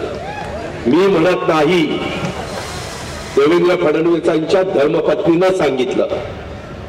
त्याचा कहर म्हणजे तानाजी सावंत आरोग्यमंत्री परवा सोलापूरला का उस्मानाबादला म्हणले त्या काळामध्ये आमच्या 150 बैठका भारतीय जनता पक्षाबरोबर झाल्या. म्हणजे तुम्ही 2.5 वर्ष लोकांची कामं करण्याच्या ऐवजी ह्या बैठका करत होता. आणि हे सरकार कसं पडेल? लोकांनी निवडून दिलेलं सरकार पाडायचं, वेगळ्या पद्धतीचं त्या ठिकाणी राजकारण करायचं. आणि या सगळ्या संदर्भामध्ये कुशाल त्यांनी सांगितलं की महाविकास आघाडीचं सरकार पाडण्याच्या करता 150 पेक्षा जास्त बैठका घेतल्याची जाहीर कबुली अजित पवार करत नाही. आताच्या मंत्रिमंडळातले तानाजीराव सावंत त्या ठिकाणी करतायत. आणि अशा पद्धतीनं त्यांनी फोडातोडीचं राजकारण केलं. मित्रांनो, पाठीमागच्या काळामध्ये तुम्ही आम्हाला विरोधी पक्षामध्ये बसवलं, आम्ही त्याच्यामध्ये तोडतोड केली नाही. 2014ला ज्यावेळेस आघाडीचं सरकार गेलं, देवेंद्र फडणवीस मुख्यमंत्री झाले, जनतेचा कौल होता, आम्ही मानला लोकशाही आहे, आपण संविधान मानतो, आपण बाबासाहेब आंबेडकरांची घटना आणि कायदा मानतो. त्याच्यामुळं आम्ही त्याच्यामध्ये कुठंही वेळीवाकडी प्रकार न करता 5 वर्ष विरोधी पक्षामध्ये बसून जितेंद्रला विचारा, बाकीच्या माझ्या सहकार्याला विचारा, आम्ही ते काम केलं. त्यांना सत्तेशिवाय हे थांबू शकत नाही. त्याच्यामुळे सतत एवढाच ध्यास घेतला होता, त्यांना कधी काढता येईल वाटेल त्या गोष्टीचा वापर केला. काही लोकांना राग येतो. मगाशी जितेंद्रनी घोषणा दिली तेव्हा विधिमंडळामध्ये देखील 50 खोके का म्हणतात? अरे आम्ही कुठं म्हणतो? बैल पोळ्याला आमचा शेतकरी त्या बैलावर न्यायला लागलाय. 50 खोके एकदम ओके. रंगपंचमीमध्ये लहान लहान मुलं रंग उडवत असताना 50 खोके एकदम ओके. सगळ्यात दूरपर्यंत ते पोहोचलेलं. शिवसेनेच्या पक्षाचं काय झालं, चिन्ह कसं काढलं, नाव कसं काढलं, हा सगळा इतिहास तुमच्या समोर आहे. तो बोलून मी आपल्या सगळ्यांचा वेळ घेत नाही. परंतु अशा पद्धतीचं राजकारण शाहू फुले आंबेडकरांच्या महाराष्ट्रात, छत्रपती शिवाजी महाराजांच्या महाराष्ट्रामध्ये, पुण्यश्लोक अहिल्यादेवी होळकर असतील किंवा सावित्रीबाई फुले असतील, राजमाता जिजाऊ असतील, यांच्या महाराष्ट्रात, अण्णाभाऊ साठेंच्या महाराष्ट्रात, मौलाना आझादांच्या महाराष्ट्रात हे कुठं घडलेलं नव्हतं. ठीक आहे, मतांतर असू शकतं, वैचारिक भूमिका वेगवेगळी असू शकते, तुम्हाला जे योग्य वाटेल त्याच्या पाठीशी तुम्ही उभं राहाल, ही लोकशाही आहे. परंतु ती लोकशाही अक्षरशः गुंडाळून ठेवण्याचं काम अलीकडच्या काळामध्ये अनेक ठिकाणी, मध्य प्रदेशमध्ये काँग्रेसचं सरकार आलं होतं, तिथं पाडलं. कर्नाटकात काँग्रेसचं सरकार होतं, तिथं पाडलं. राजस्थानमध्ये प्रयत्न केला पण जमलं नाही. महाराष्ट्रामध्ये सरकार होतं, तिथं पाडलं. हे जे पाडापाडीचं राजकारण चाललंय, त्याच्यातनं आपल्या राज्याचं भलं होणार नाही, त्याच्यातनं देशाचं भलं होणार नाही, उलट राज्य मागं जाईल. अरे हे करण्याच्या पेक्षा महागाई कमी करा ना. आज गोरगरिबांना जीवन जगणं अशक्य झालेलं आहे. त्याच्या संदर्भामध्ये महागाई कमी करून बेरोजगारी कमी करा. आज आमचा तरुण वर्ग हवालदिल झालेला आहे. त्यांना कळलं ना की बाबा आपलं काय उद्याचं भवितव्य आहे. मधल्या काळामध्ये सांगितलं तरुणांना बरं वाटायच्या करता की आम्ही नोकर भरती 75,000 लोकांची भरती करणार, मुलांची मुलींची. रोज चालूच आहे. कुठं 75,000 भरती केली? कोणी तुम्हाला थांबवलेलं? जे अभ्यास करतात त्या मुलांचंही नुकसान करतात. 10वीचा आणि 12वीचा पेपर फुटला. काय करत होतं सरकार? सरकार घोषणा देत होतं, निर्णय वेगवान, गतिमान सरकार. हे असलं गतिमान? दळभद्री सरकार आणि गतिमान सरकार म्हणतात. निर्णय वेगवान, गतिमान सरकार आणि गारपीट अवकाळी पावसाला मदत नाही, अरे गतिमान सरकार. निर्णय वेगवान, गतिमान सरकार 12 तास दिवसा वीज देऊ. कधी दिवसा वीज दिली का यांच्या काकांनी? सत्तेवर आल्यापासून कुठल्या शेतकऱ्यांनी हात वर करा की अजित पवार तुम्ही सिन्नरमध्ये येऊन चुकीचं सांगता, आमच्याकडे 12 तास वीज आली. त्यांनी आम्हाला सांगितलं सभागृहात आम्ही विजेचे कनेक्शन तोडणार नाही. आम्ही जनतेला सांगितलं आता वीज कनेक्शन तोडणार नाही. अधिवेशन संपलं की वीज कनेक्शन तोडायला सुरुवात झाली. आता ही 10 तास नाही, 4 तासच द्या.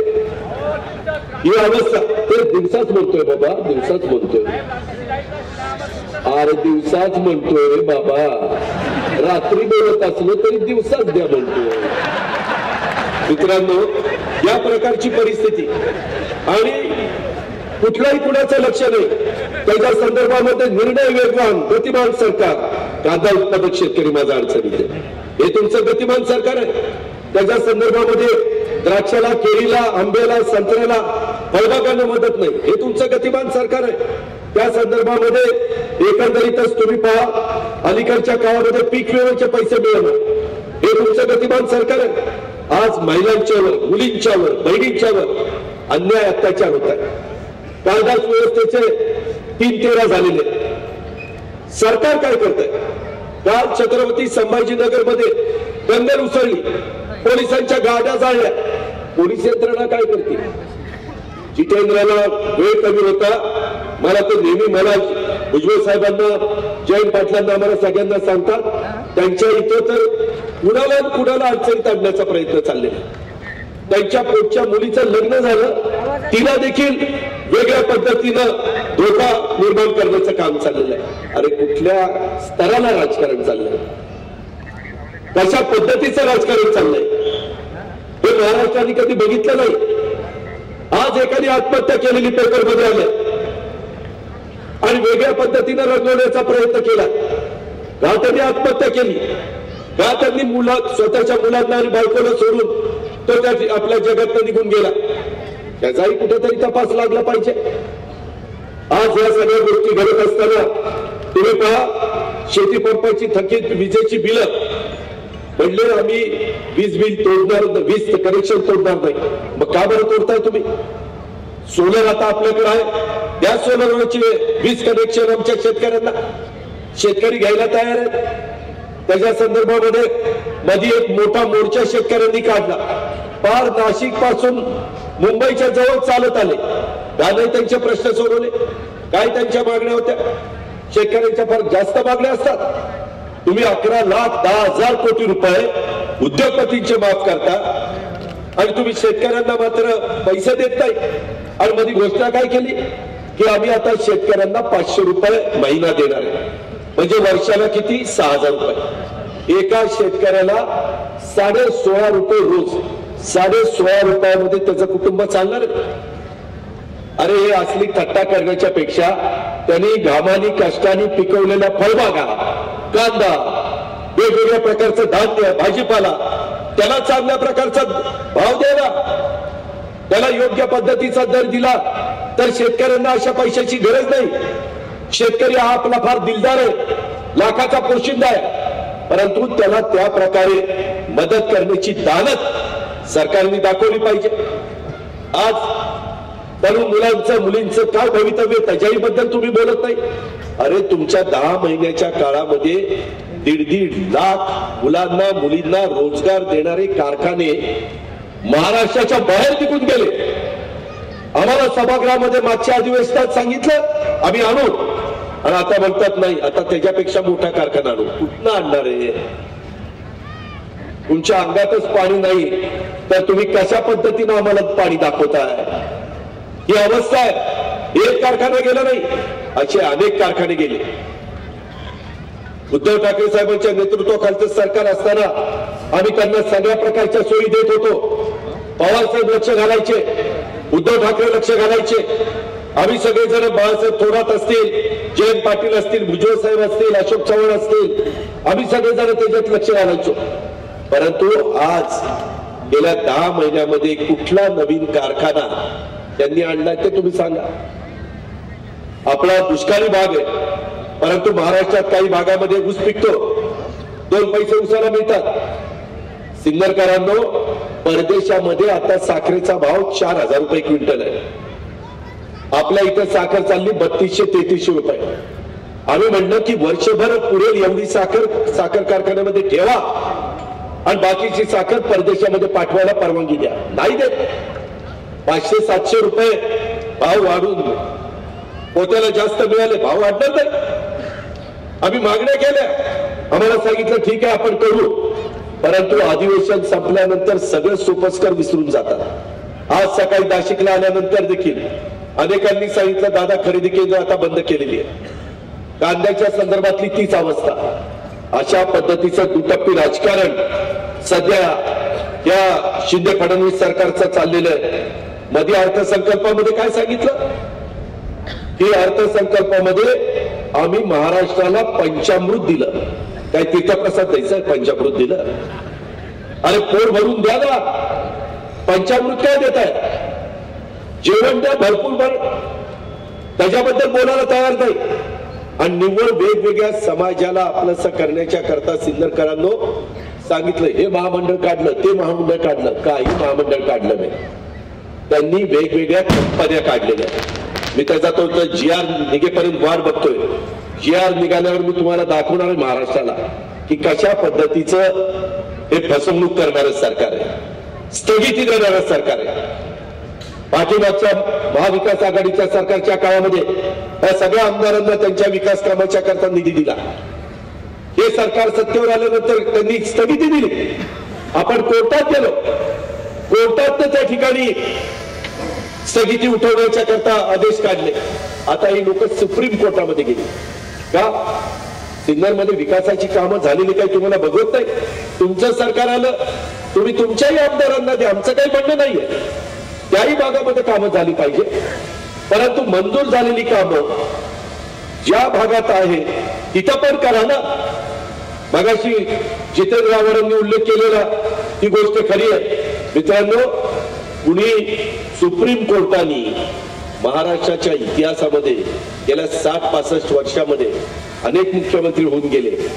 अतिशय उत्तम प्रकारची कारकीर्द त्यांनी गाजवली. परंतु सरकार नपुसंक असं कधीच म्हटलं नाही. नपुंसक सरकार, शक्तिहीन सरकार, ही या सरकारच्या बद्दलची स्वतः सुप्रीम कोर्टाने मत व्यक्त केलेलं आहे. मुख्यमंत्र्यांनी उपमुख्यमंत्र्यांनी याचं उत्तर महाराष्ट्रातल्या 13.5 कोटी जनतेला द्यायला नको? त्यांनी सांगितलं की हे सरकार वेळेवर कोणावरही कारवाई करत नाही. जर असंच सुरू राहिलं तर सरकारची गरज काय?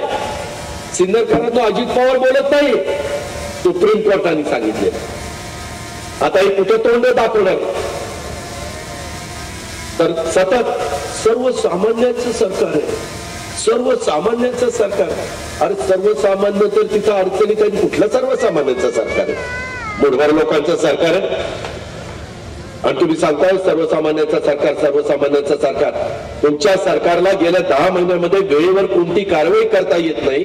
असंच सुरू झालं तर सरकारची गरज काय? अशा प्रकारचं मत या सरकारच्या बद्दल सुप्रीम कोर्ट व्यक्त करतं आणि हे सरकार गप्प बसतं. असं सरकार कधी तुम्ही बघितलंय? आपल्या गावचा सरपंच असू द्या किंवा गावचा सभापती असू द्या, उपसभापती असू द्या, झेडपी अध्यक्ष असू द्या, कधी चांगलं काम केल्यानंतर आपण चांगलंच म्हणतो. पण या पद्धतीचा सध्याच्या काळामध्ये कारभार चाललाय. याही गोष्टीचा कुठेतरी विचार माझ्या सिन्नरकरांनी या सभेच्या निमित्तानं केला पाहिजे. इतर वेगवेगळ्या प्रकारच्या अनेक कामं. खरं तर मी मगाशी बारकी तुमची चित्रफीत बघत होतो. मित्रांनो, मी पण 7 वेळेला बारामती विधानसभा मतदारसंघातून निवडून आलो आणि त्याच्या आधी तिथं जवळपास 4 वेळेला पवार साहेब निवडून आले. मी माझ्याही भागामध्ये अनेक जण म्हणतात आम्ही आमचा मतदारसंघ बारामती सारखा करणार. परंतु तुमचे आमदार, लोकप्रिय आमदार माणिकराव कोकाटे साहेबांनी ज्या पद्धतीने सिन्नरमध्ये एक शासकीय इमारती, बस स्थानक असेल, हॉस्पिटल असेल, वेगवेगळ्या प्रकारच्या इमारती दिमागदार असल्या माझ्या नाही. एवढ्या चांगल्या पद्धतीच्या इमारती आज तुमच्या इथं निर्माण झालेल्या आहेत. तुमच्या इथं आज पावसाची परिस्थिती गंभीर आहे. वेगवेगळ्या प्रकारची तलाव आहेत, तळी आहेत. ती भरण्याच्या करता अक्षरशः 100 कोटी रुपयाची पाईपलाईन, त्याला विजेची गरज नाही. ज्यावेळेस पावसाळा सुरू होईल त्यावेळेस 6 महिने तुम्हाला पाणी मिळेल, ग्रॅव्हिटीनं पाणी येणार. अशा प्रकारचा दूरची दृष्टी असणारा लोकप्रतिनिधी असावा लागतो, तर समाजाचं भलं होतं. नुसतंच निवडून येऊन लोकांच्या निव्वळ थापा मारण्याचं काम करायचं, ह्याला काही अर्थ नाही. मित्रांनो, अनेक बाबी इथं व्यक्त करण्यात आला. खरं तर दुष्काळी भागातल्या जितेंद्रने पण सांगितलं, ज्यावेळेस दिवसभर काम केल्याशिवाय संध्याकाळी चूल पेटत नाही त्यावेळेस आपल्या माणसाला कुठंतरी हक्काचं काम बघायला जावं लागतं. आणि त्याच्यात तर माझ्या दुष्काळी भागातला माणूस तिकडं मुंबई सारख्या ठिकाणी गेला. आज इथं जवळपास 5 लाख लिटर दूध गोळा होतं. आज 37-38 रुपये. किती भाव आहे आता दुधाचा? 38 रुपये, 37 रुपये. फारच आता काही थापा मारायला. मधल्या काळामध्ये 18, 19, 20 रुपये भाव होता. मित्रांनो, आज दुधाचा भाव वाढला. पुन्हा आज हे घडलं. आज दुधाचा धंदा माणिकराव कोकाट्यांनी पुढाकार घेतला, तुम्ही सगळ्यांनी साथ दिली. आज इथं मका मी येताना बघत होतो, एप्रिल महिन्यामध्ये, आता एप्रिल महिना लागेल, इतकी चांगली हिरवीगार मका, वेगवेगळी पिकं, आणि अजूनही त्यांच्या मनामध्ये वेगवेगळ्या कल्पना आहेत, ज्याचा उल्लेख मगाशी करण्यात आला की बाबा मला मंत्री करा, ते सांगतायत मंत्री करा, आशुतोष सांगतोय मंत्री करा. सरकार आपलं आलं तर मंत्री करणार ना. मी तर विचार करत होतो खासदार करायचं, तर ही बाबा मंत्रीच व्हायला निघाले.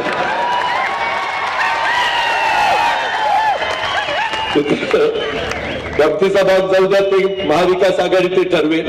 परंतु खरोखरीच ज्याला मनापासून लोकांची कामं करण्याची कणव असते ना, ज्याचं जळतं त्याला कळतं, त्यातला प्रकार आहे. त्याच्यामुळं तुमच्या भागातले प्रश्न फार बारकाईने गेले अनेक वर्ष माणिकराव फार जवळनं बघतात, आणि त्याच्यातून जेवढं काही या तालुक्याच्या सर्वांगीण विकासाच्या करता येईल ते सगळं करण्याच्या. माझ्या इथं तर ते तुमचं इंडिया बुलच्या प्लांट सुरू व्हावा म्हणून इतक्यादा बैठका झाल्या, परंतु ते काम थोडस अडचणीचं असल्यामुळं आणि इंडिया बुल कंपनी हीच मुळात अडचणीत आली, ती आता दुसऱ्यांनी टेक ओव्हर केलेली आहे. असे काही प्रसंग घडतात. परंतु एक चांगला उद्देश ठेवून माझ्या सिन्नरच्या परिसरामध्ये वीज निर्मिती व्हावी, त्याच्यातनं वेगवेगळे उद्योगधंदे उभे राहावे, त्याच्यातनं या परिसरामध्ये आर्थिक सुबत्ता यावी, याकरता हा प्रयत्न चाललेला होता. आता वेगवेगळे प्रकारचे समृद्धी महामार्ग आणि इतर वेगवेगळ्या प्रकारचे मार्ग आपल्या तालुक्यात गेलेले, जिल्ह्यात गेलेले, शेजारच्या जिल्ह्यात गेलेले, त्या गोष्टीचा फायदा उचलून आपल्याला इथलं अर्थकारण बदलवायचंय. त्या संदर्भामध्ये आपल्याला सगळ्यांना एकजुटीनं काम करावं लागणार आहे. ते आपण करू, त्याबद्दल आपण काळजी करू नका, परंतु त्याच्याकरता तुमच्या सगळ्यांचा भरभक्कम पाठिंबा सतत असला पाहिजे. मगाशी जितेंद्रने सांगितलं तसं जातीचा, पातीचा, नात्याचा, गोत्याचा विचार करून चालत नाही. छत्रपती शिवाजी महाराजांनी 18 पगड जातीला 12 बलुतेदारांना बरोबर घेऊन हिंदवी स्वराज्याची स्थापना केली. तेव्हापासून एक त्यांनी जातीय सलोखा राहिला पाहिजे, तर राज्य पुढे जातं. आज या सरकारला नपुंसक सरकार किंवा त्याच्यामध्ये शक्तीहीन सरकार का म्हणलं की अशा काही घटना या सरकारच्या काळामध्ये महाराष्ट्रामध्ये घडायला लागलेल्या आहेत की ते पुढच्या पिढीच्या दृष्टीनं देखील योग्य नाही. आताच्या आपल्या सगळ्यांच्या एकंदरीत वाटचालीच्या करता देखील ती धोक्याची घंटा आहे. मित्रांनो, जाती जातीमध्ये तेढ निर्माण करून, धर्माधर्मामध्ये, पंथापंथामध्ये आणि जाती जातीमध्ये अंतर पाडून कुणाचंही भलं झालेलं नाही. उलट ते देश, ते राज्य, ते जिल्हे, ते तालुके मागे राहिले. गुंतवणूक करणारा माणूस ज्या भागामध्ये दंगली उसळतात त्या भागामध्ये उद्योगपती गुंतवणूक करायला जात नाही. जो माणूस उद्योगपती गुंतवणूक करायला येतो तो बघतो गेले 25-50 वर्षाची कारकिर्दीमध्ये इथं एकंदरीत वातावरण कसं आहे, सलोख्याचं आहे ना, इथं संप तर होणार नाहीत ना, इथं वातावरण खराब होणार नाही ना. कारण उद्या 1000, 2000, 500, 100 कोटीची कारखानदारी लावायची म्हटलं तर त्यानेही कर्ज काढलेलं असतं. कर्ज काढून कारखाना उभा केला, जे आता इंडिया बुलचं झालं. इंडिया बुलचं होण्याचं कारण वेगळं, परंतु तशाच पद्धतीची परिस्थिती इतर काही कारणांनी आली तर मग गुंतवणूक कोण करणार? आम्ही महाराष्ट्रामध्ये फिरत असताना उद्योगपती ज्यावेळेस येतात त्यावेळेस त्यांना एक आधार देतो, आम्ही तुमच्या पाठीशी उभं राहू, इथं कुठल्याही प्रकारे वेगळ्या प्रकारचं वातावरण होणार नाही, कायदा सुव्यवस्था बिघडणार नाही, अशा प्रकारचा विश्वास देतो. मी पुण्याचा पालकमंत्री अनेक वर्ष सरकारमध्ये असताना राहिलो.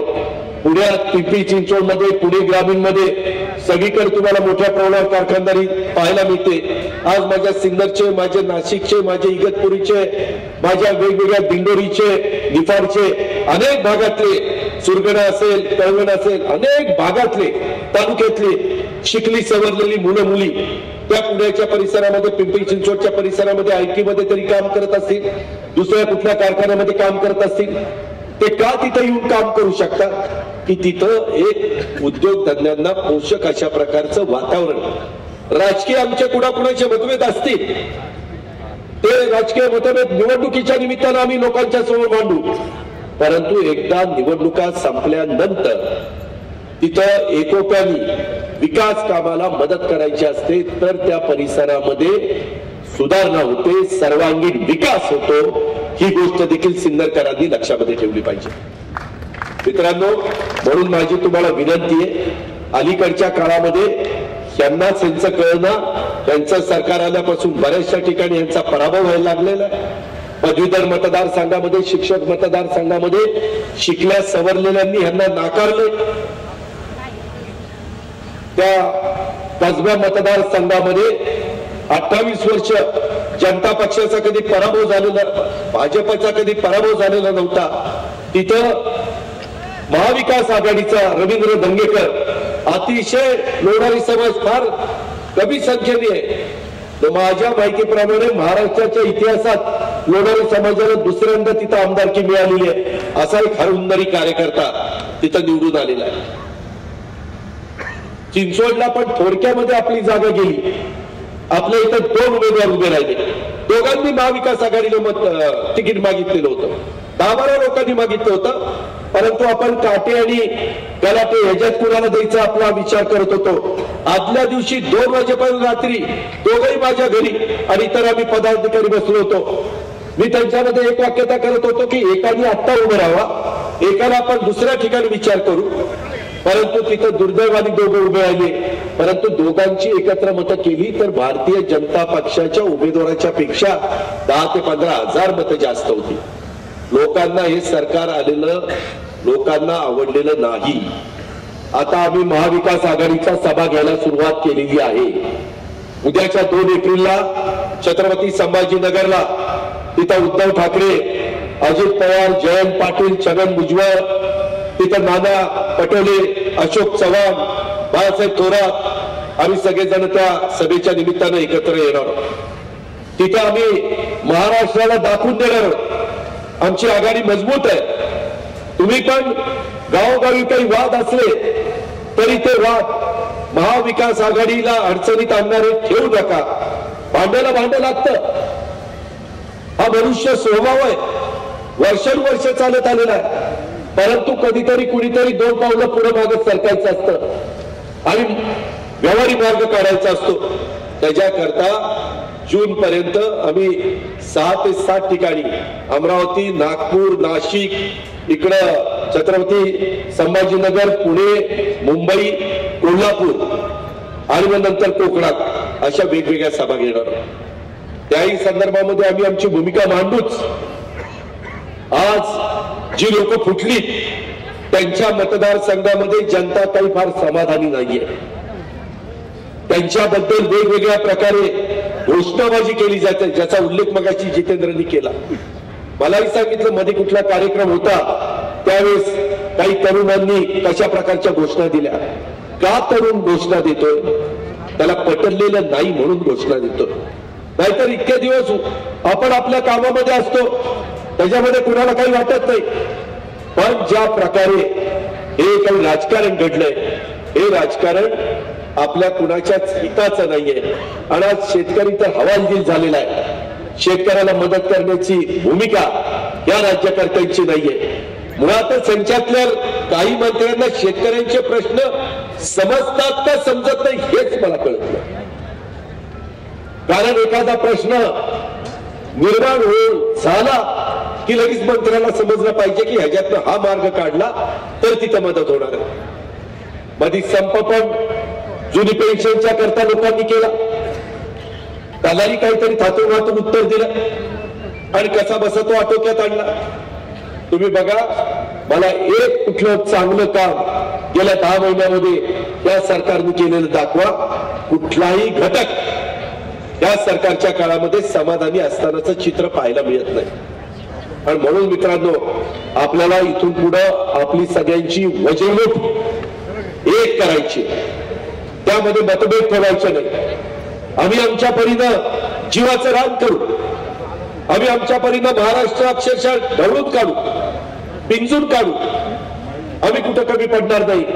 परंतु आम्ही किती भाषणबाजी केली, किती सांगितलं तरी तुमचा प्रतिसाद जोपर्यंत मिळत नाही, तरुणांची ताकद, आया बहिणींचं सहकार्य आणि वडीलधाऱ्यांचा पाठिंबा हा सगळ्यांचा जोपर्यंत मिळत नाही तोपर्यंत बदल होऊ शकत नाही.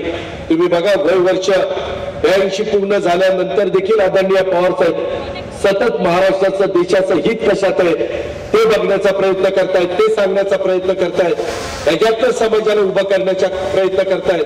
त्याच्यातलं माझा शेतकरी हा अडचणीत येऊ नये, शेतकरी मोडला तर राज्य मोडेल, माझा शेतकरी आत्महत्या करण्यापर्यंत त्याला प्रवृत्त होऊ नये म्हणून त्याला आपल्याला समाधानी करायचंय. आणि हे प्रश्न सोडवण्याच्या करता राज्यावर कर्ज झालं तरी चालेल, परंतु ते सर्वसामान्य माणसाच्या भल्या करता झालं पाहिजे. आताचे राज्यकर्ते कर्ज काढतायत, ते कर्ज काढत असताना सर्वसामान्य जनता मात्र समाधानी असतानाचं चित्र पाहायला मिळत नाही. आणि म्हणून आमचा या सरकारच्या कामकाजाला त्या ठिकाणी विरोध आहे. आणि तेच या 132 केव्हीच्या नवीन सबस्टेशनच्या उद्घाटनाच्या निमित्तानं आणि जलजीवन मिशन अंतर्गत 5 गावांच्या पाणी पुरवठा योजनेच्या भूमिपूजनाच्या निमित्तानं माझी पण इच्छा होती की सिन्नरमध्ये माणिकराव आणि सगळ्या सरकारांच्या समवेत आपण त्या बाबतीमध्ये जावं आणि एकदा काय चाललेलं आहे ते जनतेच्या समोर सांगण्याचा प्रयत्न करावा. गेले 18 दिवस अधिवेशन चालू होतं 4 आठवड्याचं, त्यावेळेस कुठेही वेळ न दवडता शेवटचा दिवस जर सोडला तर सातत्याने आम्ही त्याच्यामध्ये आवाज उठवण्याचं काम केलं. मित्रांनो, मधल्या काळामध्ये काँग्रेसचे नेते राहुल गांधींनी सावरकरांच्या बद्दल एक स्टेटमेंट केलं. वास्तविक माझं मत आहे की आपण देशातल्या जनतेने, महाराष्ट्रातल्या जनतेने कुठल्याही महापुरुषाच्या बद्दल अशा प्रकारचं मत व्यक्त करू नये.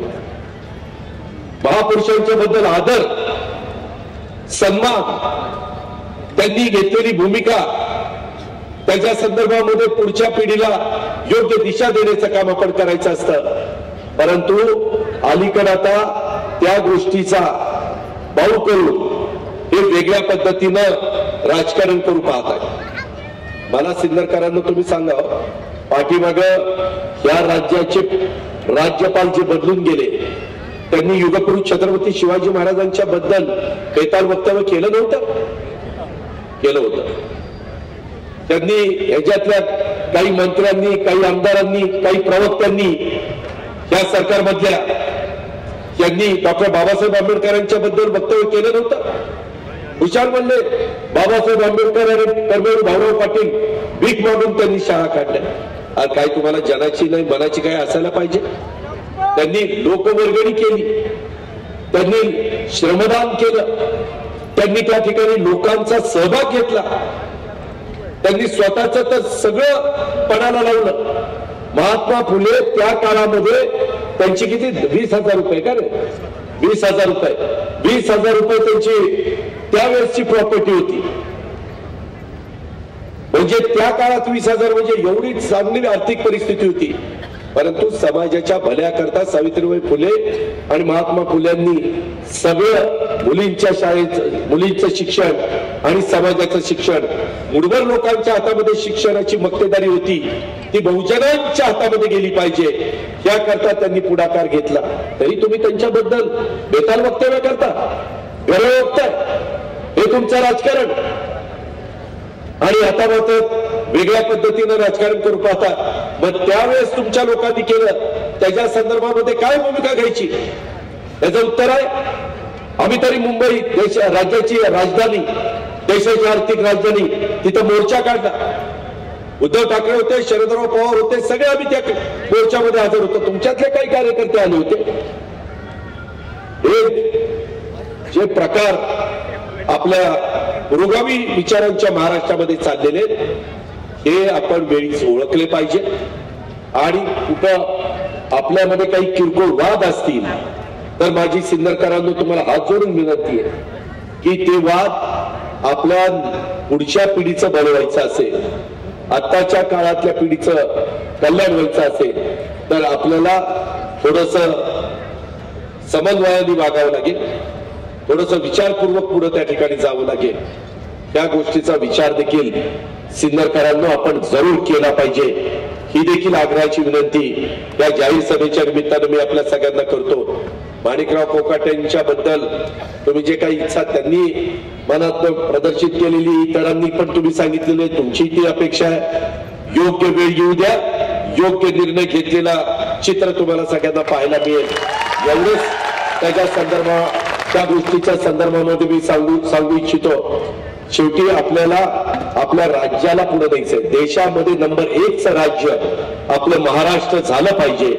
अशा प्रकारचं काम तुम्हाला मला सगळ्यांना मिळून करायचंय. आणि त्याकरता आपल्या सगळ्यांची उद्याच्या स्थानिक स्वराज्य संस्थांच्या निवडणुकीच्या निमित्तानं, उद्याच्या मार्केट कमिटी आता चालू आहे, मार्केट कमिटीच्या निवडणुकीच्या निमित्तानं, सहकारातल्या निवडणुकीच्या निमित्तानं, या सगळ्याच्या निमित्तानं आपल्याला ते काम करावं लागणार आहे. या लोकांना चांगल्या चाललेल्या संस्था अडचणीत आणण्याचं बिल त्यांनी शेवटच्या दिवशी आम्ही बहिष्कार घातलेला होता. कारण राहुल गांधींचं सभासत्व खासदारकी त्यांनी ती रद्द केली म्हणून आम्ही बहिष्कार घातला. तर त्याच्यामध्ये अतिशय चुकीचं बिल की ज्या बिलावर आम्हाला बोलायचं होतं, परंतु त्यांनी ते तसंच रेटून मंजूर करून टाकलं. त्यांनी त्याच्यामध्ये कुठल्याही संस्थेमध्ये जर उद्याच्यानं सरकारला काही निर्णय घ्यायचा म्हटलं तर सरकार त्याच्यामध्ये निर्णय घेऊ शकतं. अशा पद्धतीनं लोकशाहीला नख लावण्याचं काम, गळ्याला नख लावण्याचं काम त्या मंडळींनी केलेलं आहे. ठीक आहे, आम्ही पण राज्यकर्ते अनेक वर्ष होतं, तुम्ही पाहिलेलं आहे, परंतु आम्ही विरोधाला विरोध कधी केला नाही. विरोधकांच्या संस्था आम्ही जाणीवपूर्वक कधी अडचणीमध्ये आणल्या नाही किंवा त्याला त्रास देण्याचं काम केलं नाही. वेगवेगळे ज्या पोलीस यंत्रणा असतील किंवा चौकशा करणाऱ्या ज्या यंत्रणा असतात त्याचा गैरवापर आपले विरोधक संपवण्याच्या करता आम्ही तो केला नाही. स्वर्गीय यशवंतराव चव्हाण, स्वर्गीय वसंतदादा पाटील, स्वर्गीय वसंतराव नाईक, आदरणीय पवार साहेब असतील किंवा बाकीचे अनेक दिग्गज मुख्यमंत्री आजपर्यंत होऊन गेलेले असतील, त्यांनी महाराष्ट्राला तसं शिकवलं नाही. आपला महाराष्ट्र सुसंस्कृत ठेवण्याचं काम त्यांनी केलं. महाराष्ट्राला एक बलशाली करण्याचं काम केलं.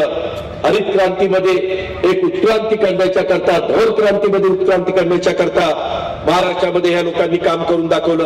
शिक्षणाची मोठ्या प्रमाणावर दालनं उघडण्याचं काम हे महाराष्ट्रामध्ये या सगळ्यांनी मिळून त्या ठिकाणी केलेलं. त्याचा विसर आपण कदापि पडून देता कामा नये.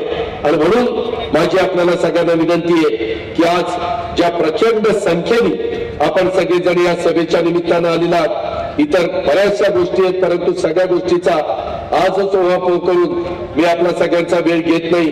महाविकास आघाडीनं 2.5 वर्ष चांगलं काम केलं. कोरोनाच्या संकटाचा यशस्वीपणे सामना केलेला आम्ही म्हणत नाही, कोर्टाने पण सांगितलं, जगाने त्याची नोंद घेतली. 12वी सारख्या झोपडपट्टीमध्ये कोरोना आटोक्यामध्ये आणणं येण्यागाबाळाचं काम नव्हतं, पण तेही उद्धव ठाकरे साहेबांच्या नेतृत्वाखाली राजेश टोपे आणि आम्ही सगळ्यांनी करून दाखवलं. आणि या राज्यातल्या जनतेची जीवाची काळजी घेण्याचं काम आम्ही केलं. महाराष्ट्राच्या हिताला बाधा येणार नाही अशा प्रकारचा एकही निर्णय महाविकास आघाडीने गेल्या 2.5 वर्षामध्ये घेतलेला नव्हता. केंद्राच्या दबावाखाली न झुकता महाराष्ट्राचं हित आम्ही जोपासलं. मला आजच्या शेतकरी मेळाव्याच्या निमित्तानं शेतकरी बांधवांना हीच गोष्ट सांगायची की संकट किती येवं, आव्हानं किती उभी राहावं, महाराष्ट्र कधी चुकला नाही, महाराष्ट्र कधी चुकणार नाही. प्रत्येक आव्हानाला महाराष्ट्र निर्धाराने लढेल आणि त्याच्यामध्ये राष्ट्रवादी काँग्रेस पक्ष हा सर्वात पुढे असेल अशा प्रकारचा विश्वास पण मी देतो. परंतु तो पुढे असताना महाविकास आघाडीच्या पण सहकाऱ्यांना आपण बाजूला ठेवायचं नाही, ही पण गोष्ट तुम्ही सगळ्यांनी ध्यानामध्ये ठेवा. आणि राष्ट्रवादी काँग्रेस पक्ष कायम शेतकऱ्यांच्या सोबत राहिलेला आहे, तरुणांच्या सोबत राहिलेला आहे, कष्टकऱ्यांच्या सोबत राहिलेला आहे, आदिवासी मागासवर्गीय समाजाच्या सोबत राहिलेला आहे. आणि इथून पुढे देखील आदरणीय पवार साहेबांच्या मार्गदर्शनाखाली जयंत पाटील, उज्ज्वल साहेब, मी, धनंजय मुंडे, जितेंद्र आव्हाड सगळे आम्ही सहकारी हे अशाच पद्धतीचं काम सगळ्या आमदारांना, मग त्याच्या संदर्भामध्ये आमचे माणिकराव असतील, आमचे नरहरी झिरवाळ असतील, उज्ज्वल साहेब असतील किंवा आशुतोष काळे असतील, दिलीप बनकर असतील किंवा नितीन पवार असतील, हिरामण खोसकर असेल, सगळे मिळून याच पद्धतीचं काम आम्ही चालू ठेवू. हे काम करत असताना कुठं आमच्याकडनं यदा कदाचित काही चुकलं तर ते वेळीच सांगण्याचं पण काम करा. कारण मी नेहमी सांगतो, पैशाचं सोंग करता येत नाही, सगळी सोंग करता येतात. तसं जो काम करतो तोच कधीतरी चुकतो, जो कामच करत नाही तो बिनचूक असतो. साला कामच करत नाही तर कसा चुकेल. त्याच्यामुळं माझी एवढीच तुम्हाला विनंती आहे की आम्ही देखील या सिन्नरचं, या नाशिक जिल्ह्याचं, नगर जिल्ह्याचं, कोपरगावचं आणि उभ्या महाराष्ट्राचं भलं करण्याच्या करता आम्ही कुठं तसूभर देखील कमी पडणार नाही. हे आपल्याला सगळ्यांना काळ भैरवनाथ महाराजांच्या साक्षीनं आपल्याला शब्द देतो. पुन्हा एकदा रामनवमीच्या, श्रीरामनवमीच्या मनापासून शुभेच्छा देतो. आणि प्रचंड संख्येने तुम्ही जो प्रतिसाद दिला असाच प्रतिसाद नेहमी माणिकराव कोकाटेंच्या पाठीशी उभा करत राहा एवढीच विनंती करतो आणि थांबतो. जय हिंद, जय महाराष्ट्र. धन्यवाद दादा. तब्बल 50 मिनिट सामान्य. त्यानंतर राज्याचे माजी नामदार जितेंद्रजी आव्हाड साहेब, माजी खासदार समीर भुजबळ, माननीय आमदार आशुतोष काळे, माननीय आमदार दिलीप काका बनकर, माननीय आमदार नितीनजी पवार, माननीय आमदार सरोजताई आहिरे, त्याचप्रमाणे जिल्हाध्यक्ष कोंढाजी मामा आव्हाड, रवींद्रनाथ पगार, तालुकाध्यक्ष बाळासाहेबजी वाघ, राजारामजी मुरकुटे हे सर्वजण उपस्थित राहिले. त्यांचे मनपूर्वक आभार. त्याचप्रमाणे आदरणीय कोकाटे साहेबांच्या नेतृत्वाखाली या तालुक्याच्या रणरागिणी श्रीमंताई कोकाटे यांनी अतिशय परिश्रमपूर्वक या कार्यक्रमामध्ये सहभाग नोंदवला. अतिशय परिश्रमपूर्वक या कार्यक्रमाला एक चांगली शोभा दिली. त्यांचे आभार. आणि तुम्हाला पुनश्च एकदा उपस्थित सर्व शेतकरी बंधू भगिनींचे मनपूर्वक आभार. आणि या ठिकाणी अध्यक्षांच्या परवानगीने हा कार्यक्रम संपला असं जाहीर करतो. सर्वांना विनंती आहे की सर्वांनी अतिशय सुखरूपपणे घरी पोहोचावे. धन्यवाद.